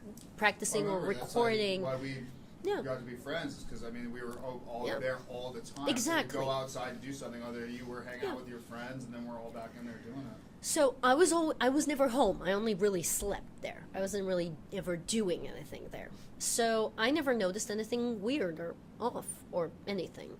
So it's December, and this one night we played at the House of Blues, the main stage. So we were partying all night after that because it's like a huge thing. And also particularly now that House of Blues is gone, it's Yeah, like yeah. you're like, okay, it's gone, but I was there. Main stage. So one of my friends stayed back after the party, and we finished a bottle of whiskey between the two of us. A whole bottle of whiskey between the two of us. That's a lot of whiskey. And so he crashed on the couch, and I went to sleep. And we went to sleep at probably like 5 a.m. It's 7 a.m. So we're not like hungover or anything like that. We're drunk. At this point, you're still drunk. There's no way your body can process this much alcohol in 2 hours. So I hear my name yelled repeatedly. So I open my eyes, and there is like 7 guys in like tactical gear wearing all black, and they're all pointing rifles at me. And I open my eyes, and I'm just like, I just don't know what's going on. Like, I have no clue. Yeah. So they walk us out, and they handcuffed some people. They didn't handcuff me because I'm nice and I'm a girl, and it's actually true. They don't have to handcuff girls, but all the guys, even if they're like not violent, they handcuff. Yeah. So boys don't do anything stupid, or you get handcuffed. Not fun way, and so There's a certain way to do it. That's yes, that's not it. So after a while, like they walk us outside of the apartment, and they check the entire apartment. They let us walk back in, sit at the table in the living room. So we're sitting there, and I still, like, it took me another Did 2 you still hours. have the cuff No, on? they uncuffed them, and like it still took me about 2 hours to figure out what was actually happening, and like So you're out drunk. while at the time they are just like ripping the entire place apart. there flipping everything upside down. When like once they were done and I walked into my room, my mattress was upside. Like wasn't even upside down. It was like standing on the other side. It's amazing how they will do shit. They'll put shit where you're like, I didn't know physically my shit can fucking Well, do that. my credit card also went missing. I never found it, but whatever. I won't put that like on the police. no. I mean, even like I got it the day before. I didn't manage to activate it. Better So a credit card than a debit card. yeah, that's true. But like I didn't manage to activate it yet, so that was it. I just didn't. I just got the new one.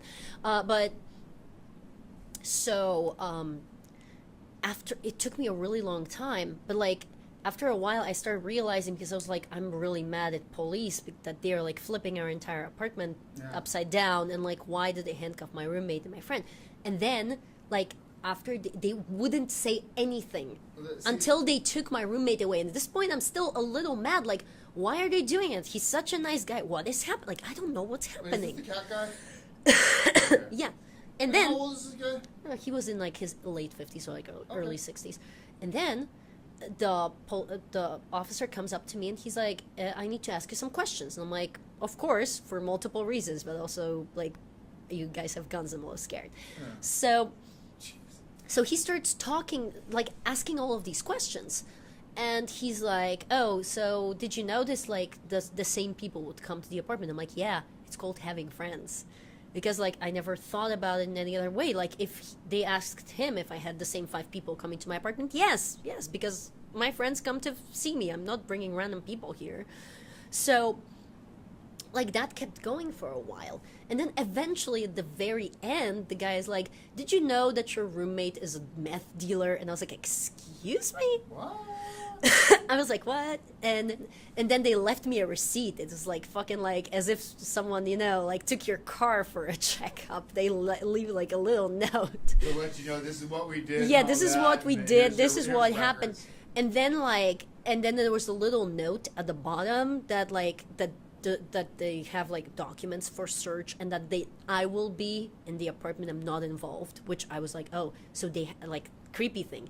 I never noticed that anybody was observing me, but they had to follow both of us for a while to know all of these things.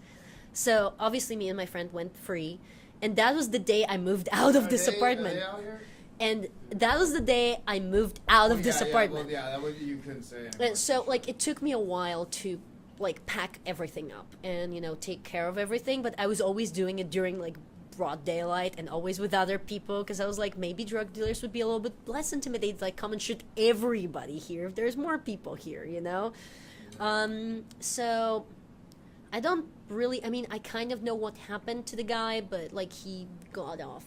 He wasn't charged with anything. He went to a rehab facility, and I don't know what happened to him after. Like when he was in the rehab facility, he wrote me a message on Facebook apologizing, which I guess was probably like a part of his program or whatever. I hope he's well. I hope he's, you know, not doing that anymore, or at least not getting other people into it. As you said, alluding to the relationship thing, a lot of people screw up, you know, and you know, you can still, like, as long as you're responsible. You know what? It was terrifying in the time. At this point, it's like no hard feelings anymore. Don't really care. But did we talk for like? That's the GoPro saying it's done. Yeah, but like, you know, I got a crazy story to tell about from it. Right.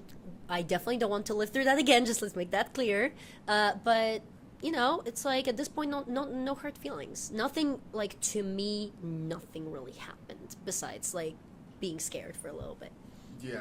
I know it could have ended much worse. Could have been drug dealers who shot us all. Yeah, well, that's the thing. It's smart for you to get out of there because, you know, obviously that's a situation that there's a myriad of different things that could go wrong with that situation.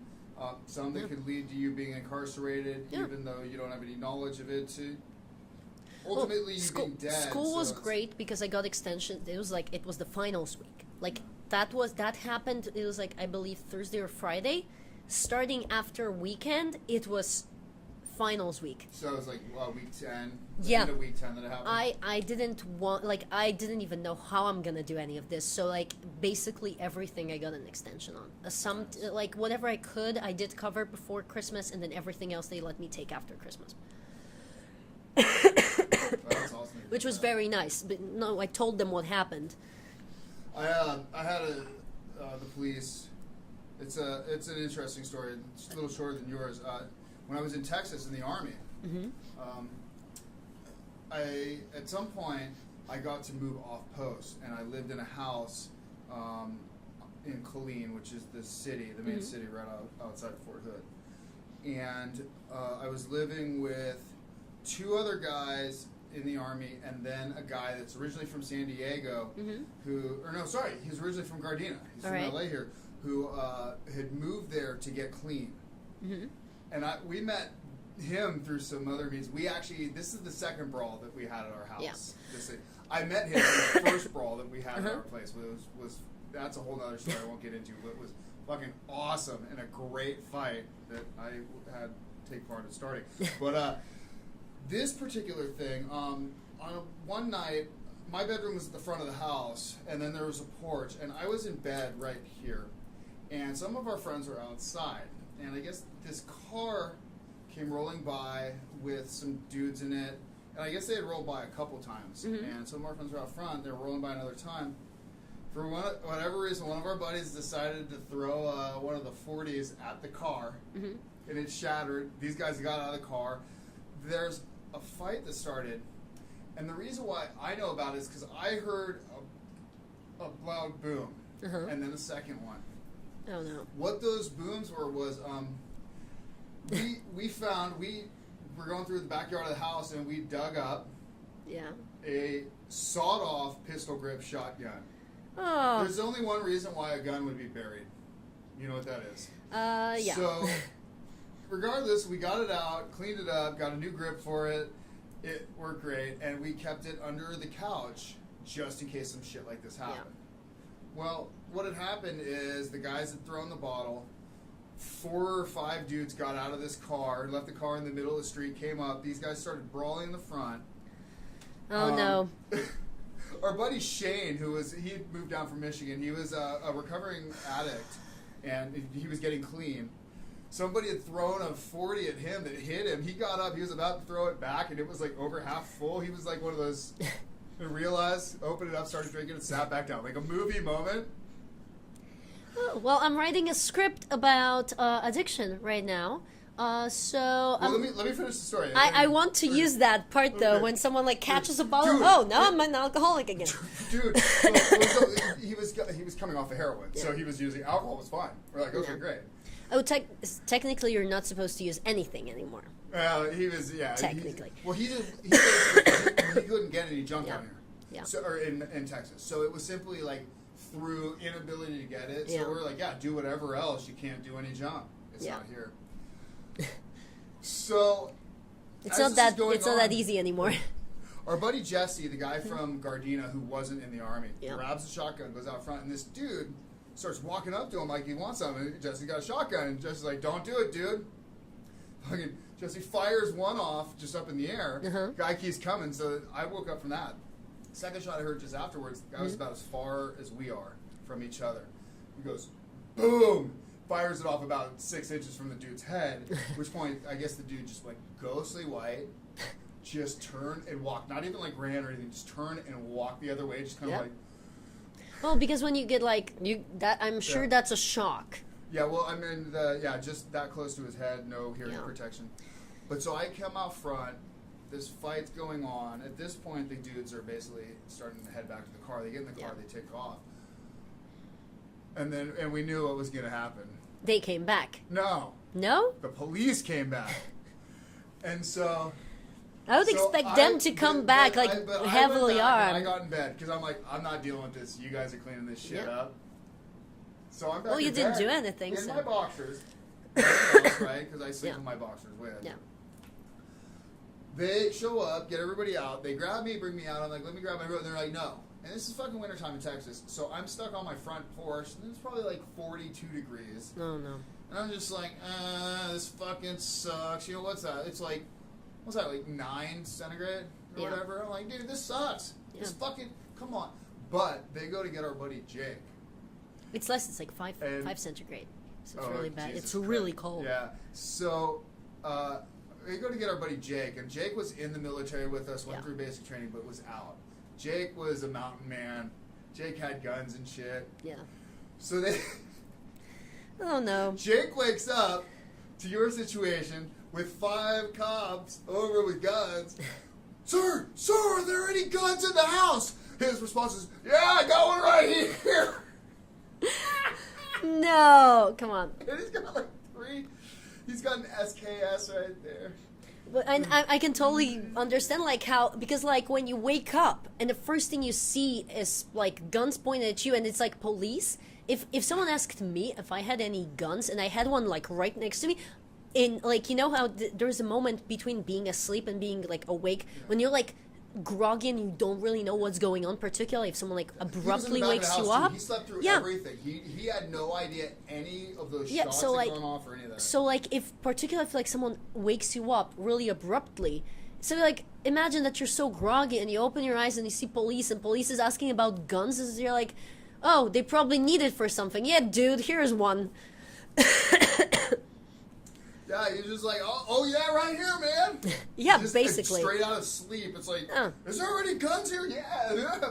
He probably thought he was going to need to get it and go do some shit. Yeah, It's like, probably. Oh, call to arms. What are we doing? Yeah. Yeah, well, Go so Mountain Jake. Jake, love you, man. Love to see you. But yeah, fucking. Jake. Just if I think Jake is a very sexy name. Yeah. It's one of my favorite names. Yeah. It really is.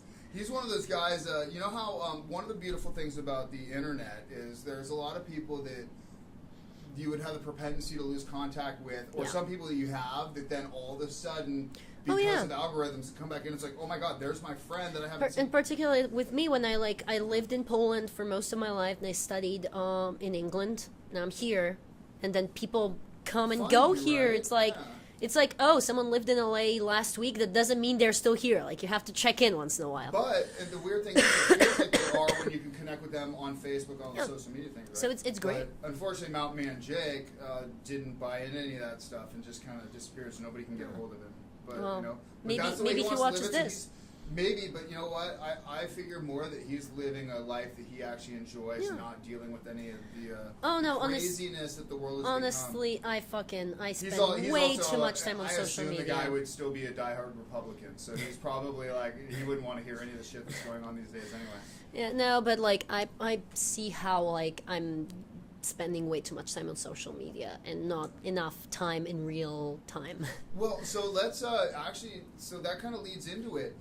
I'm curious how it's been for you coming here to the States. First of all, acclimating to the culture here when you initially got here, and what it's been like.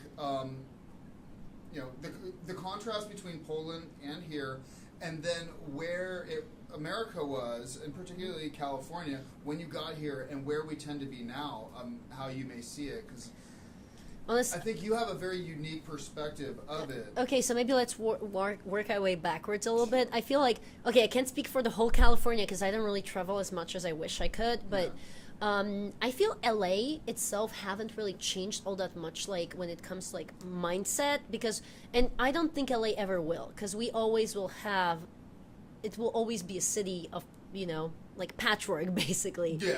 People come in from all over, but like honestly, only by my observation, only people who like really kind of are like live your life and live and let live basically. Like, so you know, like all those diehard Christians, they come, they leave. Like people with like weird things, By that like you mean they come, they get out of it what they want to. They go to school. yeah, they want to go and to then they school for a certain leave. thing, they get that Yeah, because education, but then they. and not because there's something wrong. It's just like it's not really their. Well, there's not a lot thing. supporting any No. particular ideology here. The one Yeah, thing exactly. about this place is you have to be open to diversity and willing to deal with the fact that there's going to be ideas that aren't necessarily contradict contradictory to yours, but not necessarily parallel with yours. Exactly. That diverge in a different way that you may not understand, but shouldn't discredit nonetheless. Yeah, but we mostly don't really, like, particularly, we don't get much religion here. Yeah. So, at least, like, not one particular one. So, like, I can see how a lot of people don't really, it doesn't really work for them in that area, particularly if someone is, like, very, very spiritual in, like, particular religion. Maybe not even spiritual, religious kind of thing. The Yeah. Jewish communities, you have Koreatown, you have little Oh, Armenian, I guess if we were anything, it would probably be mostly Jewish. I guess. I mean, I don't know. but it's, even if it's not really showing all that much, so it's like very, like I said, very live and let live. And that hasn't changed. I can tell that Hollywood, once, like, since it's getting more new buildings, it's getting safer and more expensive. So that's I mean, it was fine the way it was. Right? Yeah, but it was fine the way it was 10 years ago. It wasn't as dangerous as 80s and 90s. So, like, it was fine. I don't really need all those new expensive buildings, so now my rent is like $3,000. Yeah. But the same place 10 years ago was 2. So, you know, like... yeah, I don't know how, like, if we were to look at inflation, the way everything would how the rent thing would go. But it's definitely not easy. But, like, there are a lot of places right now where 2-bedroom is like $7,000 to $10,000. Who is even renting this? Like, if you can pay this much, you should be getting your own place. You know, but so that, like, I don't really feel a lot of things changed right here. I can tell more things are changing, like, particularly because now I have more friends all around the United States than I did when I came here. Because when I came here, I didn't know anybody. I just got my ass on a plane.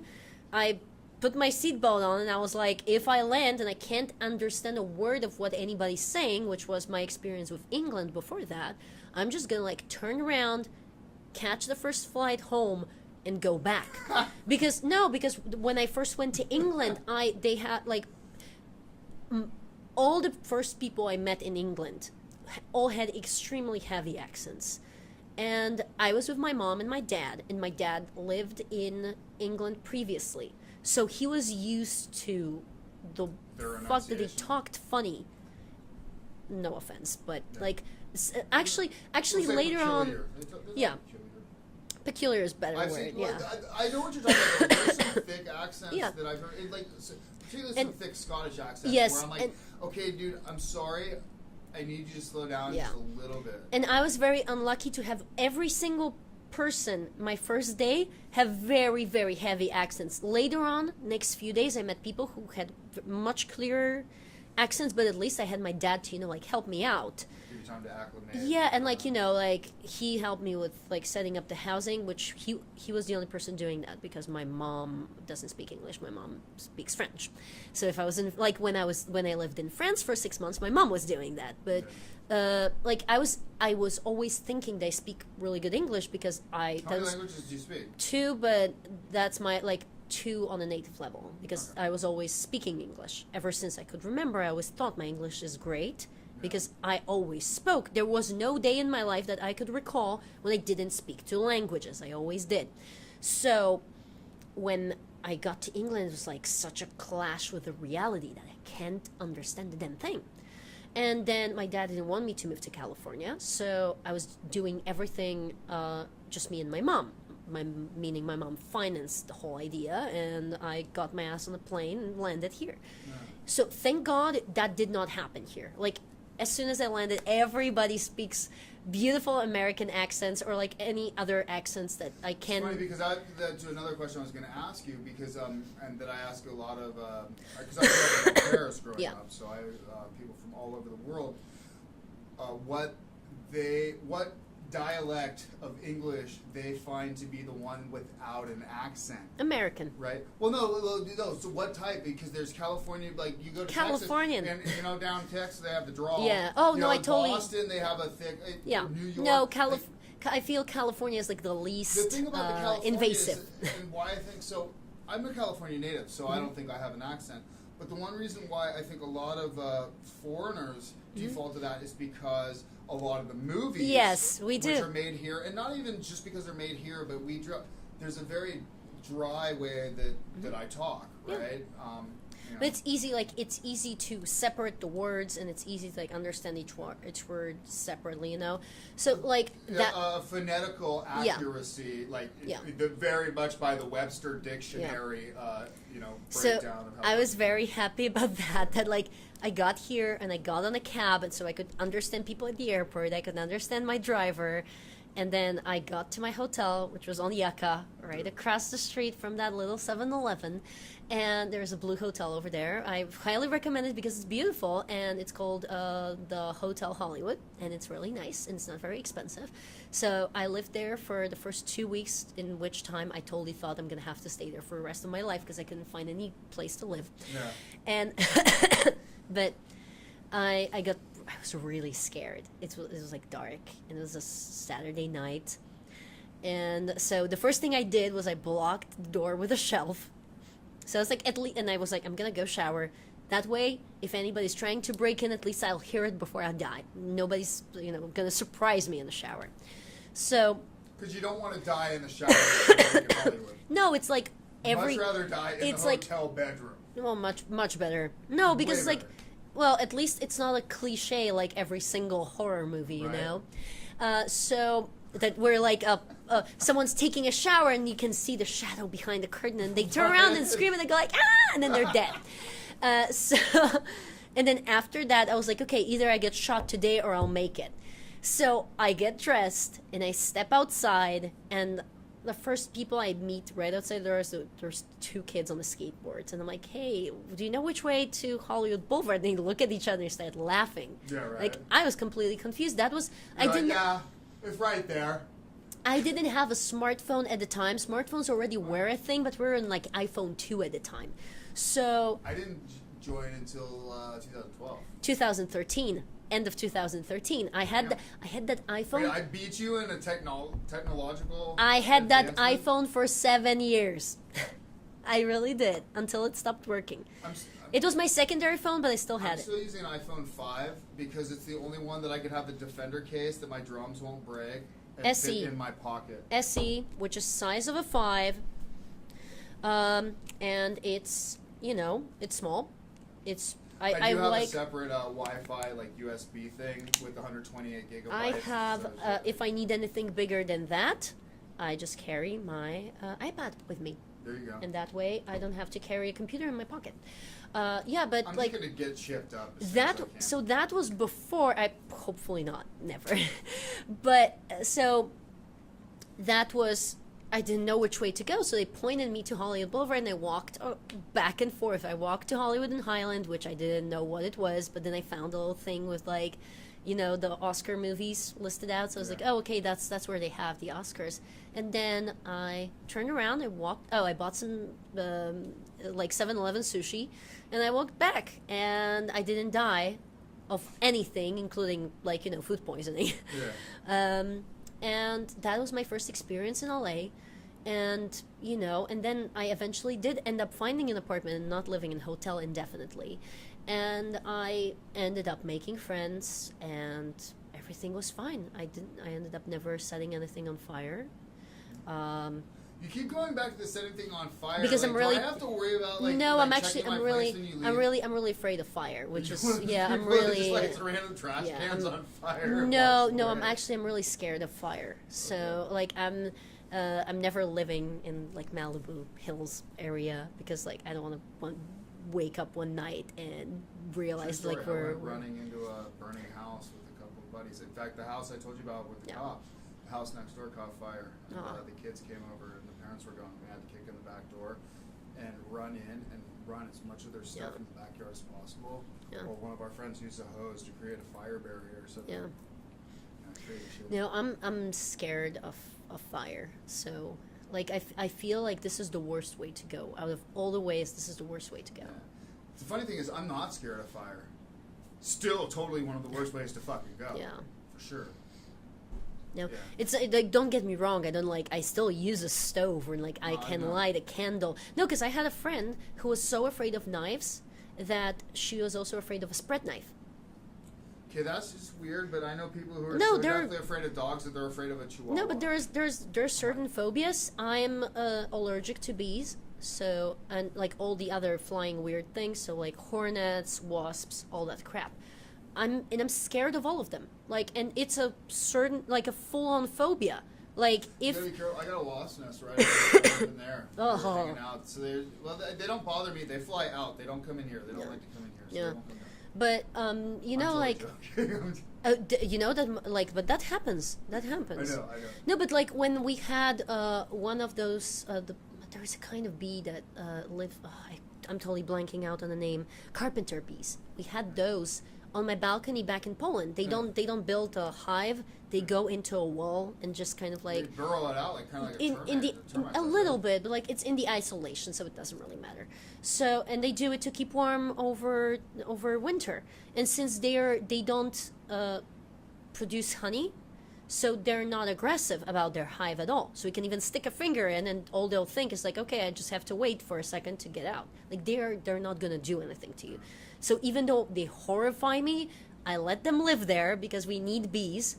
But like, if you pulled out a picture of a bee, I would not want to look at it. I would be afraid to look at it. It's like, I can totally understand that someone has a phobia of like even a spread knife. Because like, let's face it, it's still a piece of metal. You can totally hurt someone with it, even if it's not very sharp. Yeah. Yeah, see, I'm one of those people, again, to take it, like, I'm totally cool. You could put, I could have quite a few bees on me. Not saying, I certainly wouldn't want, like, you see the dudes that do Yeah, that. oh, I no. wouldn't want to do that at all. That's not, that to me just doesn't, it seems like a dumb idea. But I'm still not afraid of bees. Yeah. But yeah, the idea of being covered in bees, Yeah, no, there's a no, significant chance that they freak out. That Same like sting you to death I'm or not whatever. afraid of spiders, but would I want to have a bunch of poisonous spiders walking on me? funny thing is- No. Here's the thing. Here's the thing about spiders that's great. There's hella people who are like, yeah, I'm not afraid of spiders until you get some big ass, scary looking spider. When I say big ass, I'm talking about maybe 1.5 inches big Yeah. near them. And it's amazing how many people that aren't afraid of spiders are like, holy fuck, holy fuck. No, I'm not afraid of them. Like, if it's a random wild spider that's just running around my house, I'm definitely not touching it. I'm gonna get a glass and, export it. I got this one. I'm not afraid of spiders. Yeah. There's this thing that I caught in my bedroom of my dad's house. Yeah. We put in a jar that I have pictures of. I saw that thing. I was like, "Fuck that thing!" That thing certainly. So we caught it, took it outside, put it outside, let it loose on this open thing. Yeah. And it just as soon as let it loose, and it's just like, at us. It's like, Well, holy because shit, it's dude. really more scared of you than you are of it. No. That's what I thought at first. No, it's just trying to be intimidating so you don't kill it.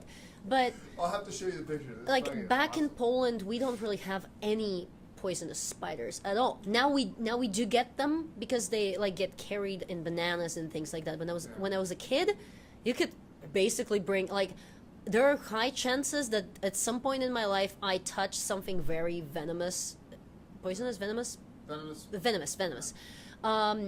So like there are high Venomous chances, is- yes, venomous is if if it they if it actually bites inject it you, in yeah, you. and then Poisonous is poison if if you like touch if it, you yeah. drink it, Yeah. yeah.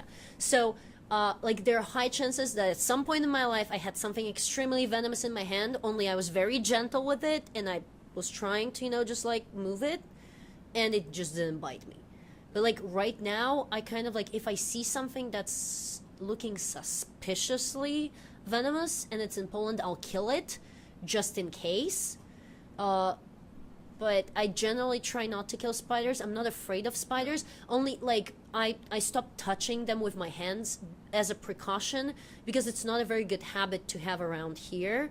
Just because like in Poland, I just see a spider, I'm like, "Oh, are you lost? Let me get you out." And Yeah, I'll well, just that's the one thing, and like, I daddy's just long things, yeah, just grab it. no, I just grab it, but I just grab any spider and just take it out. But in here, that's not a good first reaction to have because you don't really know what you're picking up. So Well, everything, like the one only thing you really have to worry about around here, right, is black widows, and And, those are pretty freaking brown obvious. recluse. Well, yeah, brown recluses, but brown recluses aren't native here. It's funny because I was just thinking about it a minute ago. I brought some brown recluse Yeah. with me from Texas because they're native in Yeah. Texas. And when I got out of the Army, some of my furniture moved to Michigan first and then out Yeah. here. Oh, and you moved them around a bunch. Yeah, but luckily, I think the winter up there killed a bunch of them. But Yeah. some of my furniture, I know I brought some because Yeah. I found them. I sprayed all my furniture after I got them from a storage. Everything got sprayed before it got moved in, just in case. No, but obviously, like black widows are very obvious. But I know that certain spiders here can bite. Yeah, I'd be much more worried about the brown recluse. They're not deadly, but they are, you know, like they can still cause like brown wounds and stuff. Oh yeah, brown. So no, I'm not even. I had a buddy in Texas who got bit in the leg. And he didn't do anything about it for months, and it got to the point where he could basically take his thumb and stick it down into his leg because it was eating away at it, and finally went sick constantly. No, but I just generally try to like not touch spiders, but it's not that I'm afraid of them. Like if you can bring a gigantic ass like tarantula. Oh, those things are cool, but because you know it's. I mean. But I know people who are the bigger the spider, the worse, and I'm not fucking scared of any of them. The Brazilian banana spider, I think it's called or whatever. That thing's freaky. The fucking thing is huge. It's like the one they kind of use for movies, right? Where it's got like the thick armored type legs. But it's also not. It's not venomous. It really isn't. It's great. I don't know if it's venomous or I assume it has to have some sort of toxin. But it's not dangerous to humans.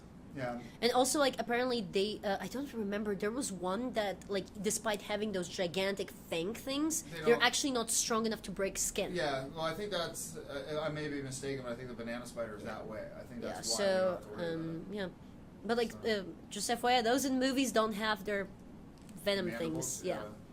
So, but, you know, like, spiders I'm cool with because they eat everything I'm afraid of. They're great for me with all the plants and everything I have because, you know, here, especially with these jealousy windows I have and stuff, like the bugs. Oh, yeah, and you live, like, low because it's just first floor, second floor? No, I'm on second floor. Yeah, I mean, no. Hill, but still, well, the thing is... I'm sorry, in Europe it would be a second floor. But in Europe it would be the first floor, but in here it's a second floor because we have a ground floor because we're regular human. But I'm the same way. I'm also like we don't have like an actual ground floor because the ground floor is the garage. But see, the problem I have is since the wind's right there, right? The wind blows, so it picks up all the little smaller bugs that tend to be the ones that you have to worry about. Yeah, those are the ones go unseen. And those will kind of blow up in here. Yeah, but like my windows aren't very like keeping everything. So you know, we get a lot of ants, and we get the house centipede, which is freaky looking, but it's not doing anything. Yeah, well they eat a lot of bugs. Yeah, I like the first one I killed by accident. I was trying to glass it, but it was moving too much, and I accidentally. They're very fragile, so I accidentally squished one. But now I have a whole system of taking them out because like. I'm glad that they kill all these things I hate, but they freak the shit out of me. They're out. Well, they can do their job for a little bit, and then you give them a break by setting them out in the real world where they don't, you know, there's probably a lot more stuff out there in the real world, too. You know, I hope. So.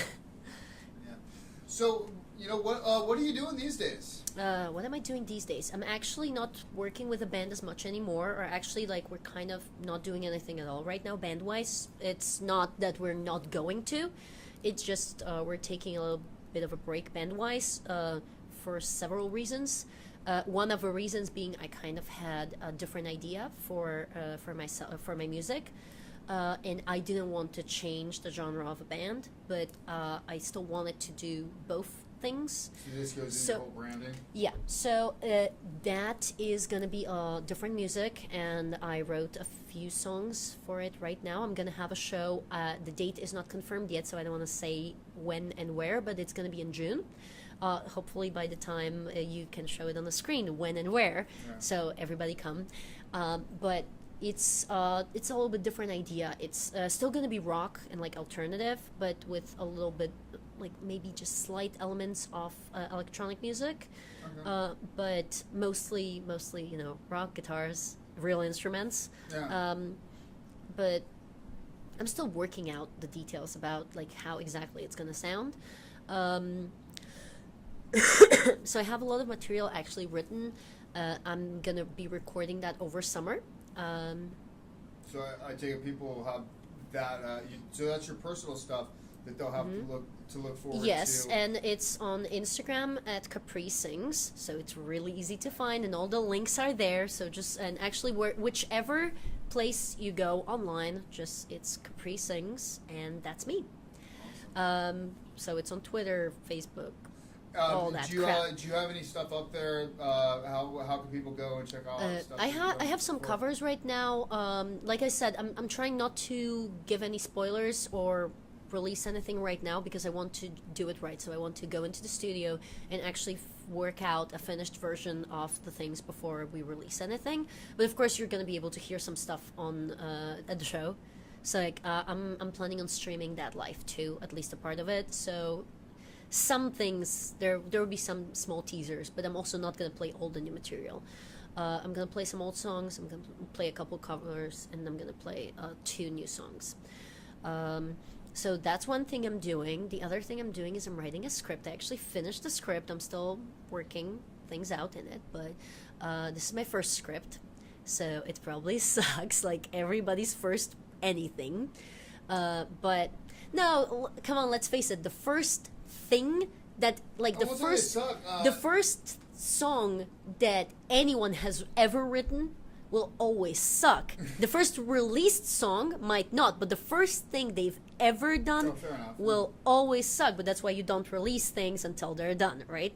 So like like I said, I'm writing about the addiction, and it's all fiction, but the ideas came from real people.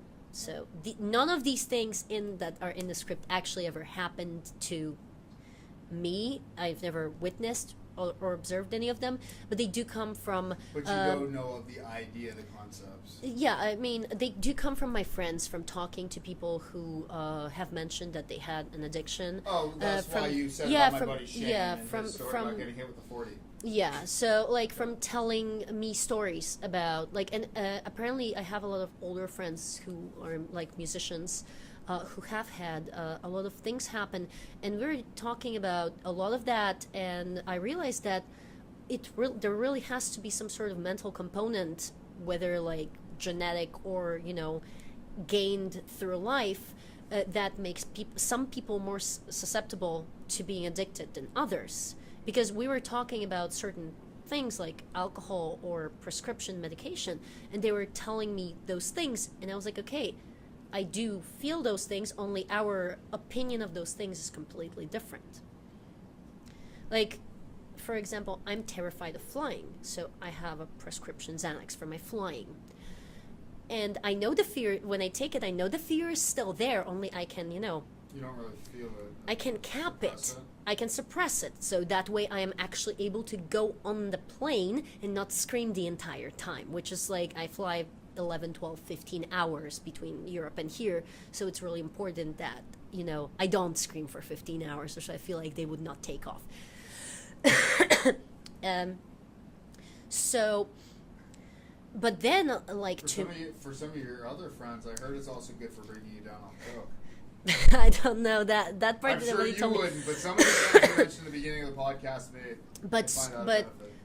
like, I know this control is fake, and I don't like the fact that this control is fake. I don't like being on it because I want to be the person who is actually in control. Not pretend control. About making the conscious decision rather than the like subconscious do it because you've taken something to block or to allow certain. I'd much rather be on the flight and be scared but control it rather than Well, ultimately, that's how all of us want to be, right? Because the ultimate control is to be able to take any situation in life without simply any help. Taking it in, being able to process it, and turn around and using the least amount of emotion and the maximum amount of ration and logic to deduce how you're going to react to the situation. Yeah, but some people... And that's why people do drugs, is because they can't do it. So I should say prescription drugs. Yeah. And maybe other drugs too. And my friends were like, yeah, but it's really relaxing. I'm like, yeah, but it's not true. And then they're like, we know... And like people would say, I know it's not true, but it's still a sort of being relaxed. What's the difference between that and people who have to take... there's people that... in medical studies take placebos and it has the effect. And there's been times where people that know it's a placebo take it, and it still has the effect, even though they know they're taking a sugar Honestly, pill. I'm not even sure That's crazy, right? I'm not even sure if you couldn't trick me. If like as long as you didn't tell me that I'm taking a placebo, I'm pretty sure my doctor could like just switch them for like sugar pills, and I would still I don't know bite. anybody. Like, here's the thing. There's the whole religion of Christian Science based on that whole idea that And homeopathy. literally everything is, everything is an illusion. Yeah. And so thus we can change things and create our reality with our minds. Yeah, but what I'm trying to say is like, not drugs are not bad. Like some people really I'm not advocating. genuinely need drugs. So like, if you need drugs, take them. But like that was that was the moment when I realized that like I see it completely different, even though it's the same drug and technically the same feeling. Our reactions, like how we responded to it in our heads, were completely different. And I was like, I don't really know anything about addiction and about being addicted and about, how life is like that. So I started researching that. And from there and from those stories came the script. Because I thought it was a really interesting topic to see why some people are more, why some people like the feeling while other... Yeah, like why... Or are you talking about why they have an actual attachment to it out of a desire? Both. I think both. But like, it's just like, I found it so interesting, and then I thought a lot of these stories are actually worth telling, and that's how the script happened. That's funny, and I probably don't recommend this, but I mean, I can look out the window here during the daytime. You can see the 101 out here. Yeah. I can see 2 different homeless encampments, and so there's I forget if it's 4 or 5 different reasons why people are homeless, but one of them, and the one that's the most disheartening to me, is one's the people that know that they could do other things. They know that there's better ways and stuff, and they literally want to choose to do that because that's what they want, which are the same people that know they have an addiction and are happy with it, and even have people who would help them out and all that, and know it's like it's a problem, and I want to have this problem. Yeah. And it's like, and that's a disheartening thing, because then you get to the point where it's like, well, now you can't function. And the only reason why you're functioning is now because you're in a society of a magnitude of other people in the same boat, and between the 20, 30, whatever of you can get enough food together to feed yourselves, find a hose to hook up to some place to wash yourselves and stuff. It's like, man. Yeah, but it's, like that, But the script is also touching on that idea. It also does, and I want it to be, I want it to be like kind of like another view on homelessness also. So although it mainly treats on the drugs, but that's a whole separate thing. Talking about that, it's like the hardest part for me when I see homeless people is like to see how many people are homeless because of like health issues that didn't get addressed, or they couldn't address because of money. Like there is a guy living on down my street now. He has a tent, so it's much nicer, because he used to just like stuff himself in a corner and hope for the best. And I think that he's autistic, because he never asks anyone for anything. I tried talking to him, but he never talked to me. But like one time, actually the reason why I started talking to him was because he was sitting in a corner and he looked like really, really scared, and he was reading a dictionary. So I tried talking to him, and he just would look at me, but like he wouldn't respond to anything. But the next day I brought him a book, because my boss was throwing some books out, which were like, random reading books. And he was so happy when I got him that book. They started bringing him a book a week. Every week I would bring him something different, because my boss has so many, she's always getting rid of something. So like I always give him the books, and he likes it, but he still hasn't say a word to me. Not one word. Not even a thank you. No, but like you can tell that like if he's then he was then he was gone like for a little bit, and I got scared. But now I see that he has a tent over there. So and he's always reading. Upgraded his life in the grand scheme of the world.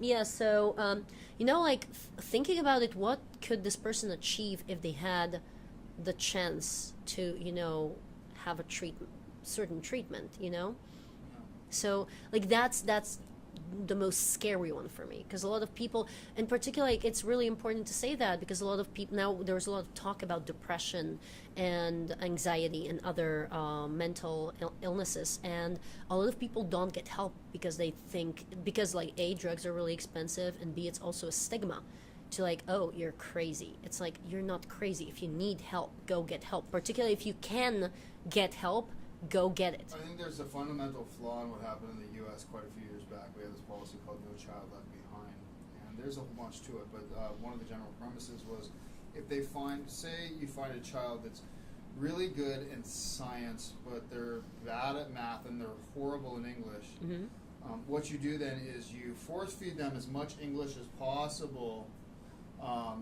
and then give them math, and don't worry about science, they're fine there. And I think that that's the exact opposite. Like, you have an autistic kid, right, that great in science. Let's take the autistic kid, great in science, sucks at these other things.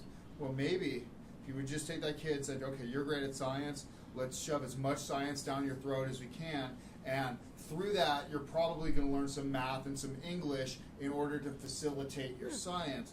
But then they actually, instead of being held back because they can't achieve this, and the autism shines through, there's a lot of very successful autistic people in the world because they've been pushed to the things that they're good and at. Overall in life, that's what eventually happens. That was an oversight in the U.S., and one of the reasons why the U.S. is starting to fall behind in a lot of categories now was because of this No Child Left Behind policy that said, instead of feeding into what you're all good at and letting you individualize in things, we're going to hold everybody back and try to raise up what they're bad at to make everybody even.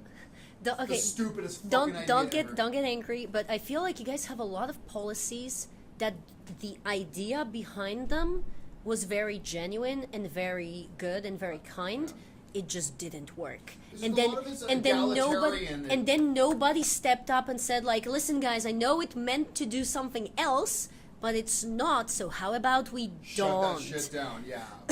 Because like, I was recently researching an idea of a school to prison pipeline, and I learned a lot of scary things about your school system, which I don't think I ever known before. I don't think general public movies, I'm sure there are like great documentaries about it, but I don't think general public movies. That's why I said I don't want to get into anything about the No Child Left Behind, because there's so much behind all these things. So like, as a foreigner, I never had an idea that this is happening, and you guys have a lot of great things. Like, for example, if someone is like more talented in science, they can skip several levels ahead and study science on like, college level while still in high school, which is great. And like, for example, your gymnasts can be homeschooled, like fully homeschooled, so they can go to the gym, they can pursue their career, passion.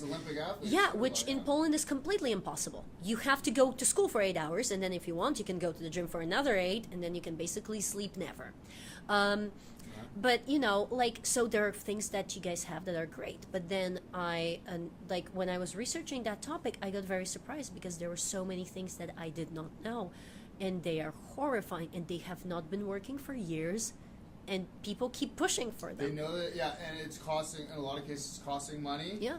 People know it's not a solution, but nobody wants to take responsibility of trying to do something different or go against the system. Yeah, and I didn't even know that you guys have police in school, like actual police officers. They call school resource officers, but they're actual police. There's no way I can imagine, like, if something weird happened, we would totally have police called to school, and I'm actually sure it did happen at some point. But I can't imagine going to lunch and there is a dude with a gun standing there, and he's police. One of like the shootings that was 2 years ago, there was an officer on campus, and the shooting started happening. He didn't go in. They don't even. It's a. Well, you know what? No, but I think it's a terrifying concept to even put an idea that there will be police in school. Like, honestly, knowing how we were in high school, where we scared the nun who taught religion, we scared her when we weren't even going that hard. And I'm not very proud of it, but I was totally a part of it. We scared her so much that after 3 weeks, she went for like a sick leave, and she never came back. I believe it. And like I said, there was no like we weren't even being mean. We were just very inquisitive. So we would ask a lot of questions, and then we would argue our point. But it wasn't like, we weren't following her around school being like, you're fat or you're stupid or something like that. It would be more like she would be talking about how priests need cars to go to see people who are sick in homes and want to pray with them. And I asked her if she thought that it's more important for a priest to have a car than for a doctor to have a car, because at this point it's worth mentioning that in Poland doctors don't make actually really good money. They make very, very average money, unlike here. So That's a lot of because of the way the healthcare system. Yeah, but a lot of doctors actually don't have a car at all, or have like a really bad car. So I remember when I was growing up, and my mom is a doctor, and I remember that she had a car that was like 15 years old, and it was always broken down, and we didn't actually have any useful car until I was 14. But my mom was the doctor this entire time, so It's crazy. so and I asked her that if she thought it was more important. You got horses but and a wagon, but right? but priests, on the other hand, do extremely well. So when my mom still had Of course, that, because God always needs money. yeah, but when my mom still had that 15-year-old beater, the priest in a church right across the street from us was driving a brand new Range Rover, and I was like. So I asked her that. I said, do you think it's more important for the priest to have a good car or for a doctor to have a good car? And she was trying to, I didn't even say that the priest doesn't need a car at all. Only why he doesn't need a brand new SUV or and then that was a better part. Then he exchanged it for a really expensive Mercedes. It was one of the super high end things. Yo. So that was around the time I asked that question, and she tried to argue with me, and we ate her alive, and after that she never came back. It's I think that we would, because that's just the way teenagers are, I feel like we would just push those guys' buttons until someone got shot. Right. Just for fun, just because that's the way kids are. And most of the time, I do get it that sometimes someone, goes, and mostly there is a reason for it. And, and just shoots a bunch of people. But So the people around need to be paying attention to other people around them and looking out for that person, being like, hey, somebody... Definitely. But most of the people would, teenagers, 14, 15 years old, totally. We would just, fuck around with him just to push his buttons, see when someone... shock value as a kid. And, I mean, even into young adulthood, I did a lot of shit for shock value. Oh, no, I know people who are, and still on stage, in their I 20s. still do a lot of shit for shock value. Of course, at this point, when I'm on stage, I'll do whatever. Not nothing that would be Madonna-esque stuff. But... No, I probably would do that. I would definitely not try to Heil Hitler from stage, which some people think it's okay. For some reasons, I don't understand that, but that is. You check it out. I'm a Jew. You know what? I'm perfect. If somebody wants to do that, I'm perfectly okay with them doing it. And here's why. Because they want to do that. Now I know that they're who they are. Yeah. Now I know what they're feeling. Anybody else who watches it knows what they're feeling, knows to look out for that guy, and you know what? That's fine. And I don't think anybody should go do anything about it. Simply, you're the guy that likes Nazis. Okay, now we know. Yeah. And that's your credibility. No, but that's a good reason to do it. But I wouldn't do it as a joke to see what happens. Also, I wouldn't do it for another reason. But you get a point. I do a lot of weird things on stage, weird faces, or sometimes I'll just lay on the ground in the middle of really energetic part because I just want to see what's gonna happen. Or and then a bass player will jump over me, and then I'll randomly get up and we'll hit each other midair. But there's stupid things we do all the time. Only kids don't know better for a lot of things. Yeah. And then stuffing, and particularly kids that are considered at risk, stuffing a guy with a gun in the middle of that row. It's talk about bad ideas. Yeah. You know, so I was very like, but it's a really interesting topic. Like, if you guys don't know about it, check it out because it's like really weird and really like, you can learn a lot. Well, so I'm gonna have to have you back. 'Cause I know we got a lot more to talk about in the future here, but so. How long until you're going to be doing something with your script? Is that going to be happening anytime soon? I'm gonna just keep rewriting it until because I started sending it to some of my friends who are in the business just to see what kind of responses I get. And generally, people really like the idea. So, but they still had some more ideas for my characters, or like they were like, so you have this main character, and I want to like that guy, but he's such an asshole. And then he was like, but I don't think he really is, only you never gave us enough background for it. And I was like, oh wait, yeah, because I like my main character, because because I know who the main character is, but story, I guess I forgot to write that part. So I was like, okay, yeah, great. So I'm gonna keep rewriting that, and hopefully by the end of a year I'm gonna try to send it out to some producers and some studios, So maybe what next happens. time you come on, you can tell us where it's at and how that's moving along. Yeah. I assume these days you're still working and hiring yourself out where possible. If anybody wants to get a hold of you for gigs and stuff, yeah. what's the best way to get a hold of you? Well, the best way is email, just caprisings@gmail.com, super easy. And I do all kinds of things. I do acting, I do modeling, I do singing, of course, songwriting, I do background singing, I do co-writes, honestly, if you have like a fun gig that's like not art but something like fun, and I think it's fun, and you want to pay me for it, I likely do it too, for several reasons. But also, like, I like doing unusual things. So if it's something that's not like, oh, jump off that building and I'll give you $1,000, like, that's probably not gonna happen. But you know, if it's like a fun project, like for example on a production of a movie or on a research or I don't know. There are tons of interesting jobs that I can't even name because I don't know they exist. But if there is something like that, just shoot me an email and I'll figure it out. Variety, so you're just trying to entertain. Please no dick pics. It's not cute. Well, I'm sure we'll be seeing a lot more of you in your new branded orange. So we'll be looking for that.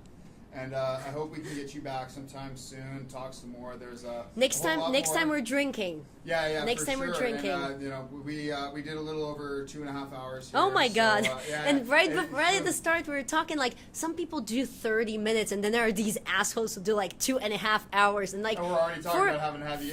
For a while now, I've been thinking like we probably already hit that quota and like probably went past it. So we are. Now I'm the asshole. We didn't even hit everything we're talking about. That's cool. No, it's. I'd love to have you back, and I'd love to come back. It's great. It's great to have you because you have insights that, you know, you've traveled a bit, and you know, you come from a culture. You've been here for a while. You've seen how things have been changing here.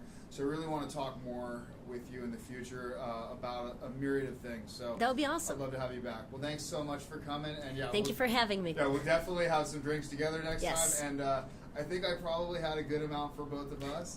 That's good. So, you know, hopefully I did you justice. I had enough coughing for both of us, so. Awesome. Well, everybody, thanks for checking it out. Kapri, everyone. If you like this, give it a like. Go ahead, subscribe, share, and I look forward to seeing you guys in the next episode. Bye.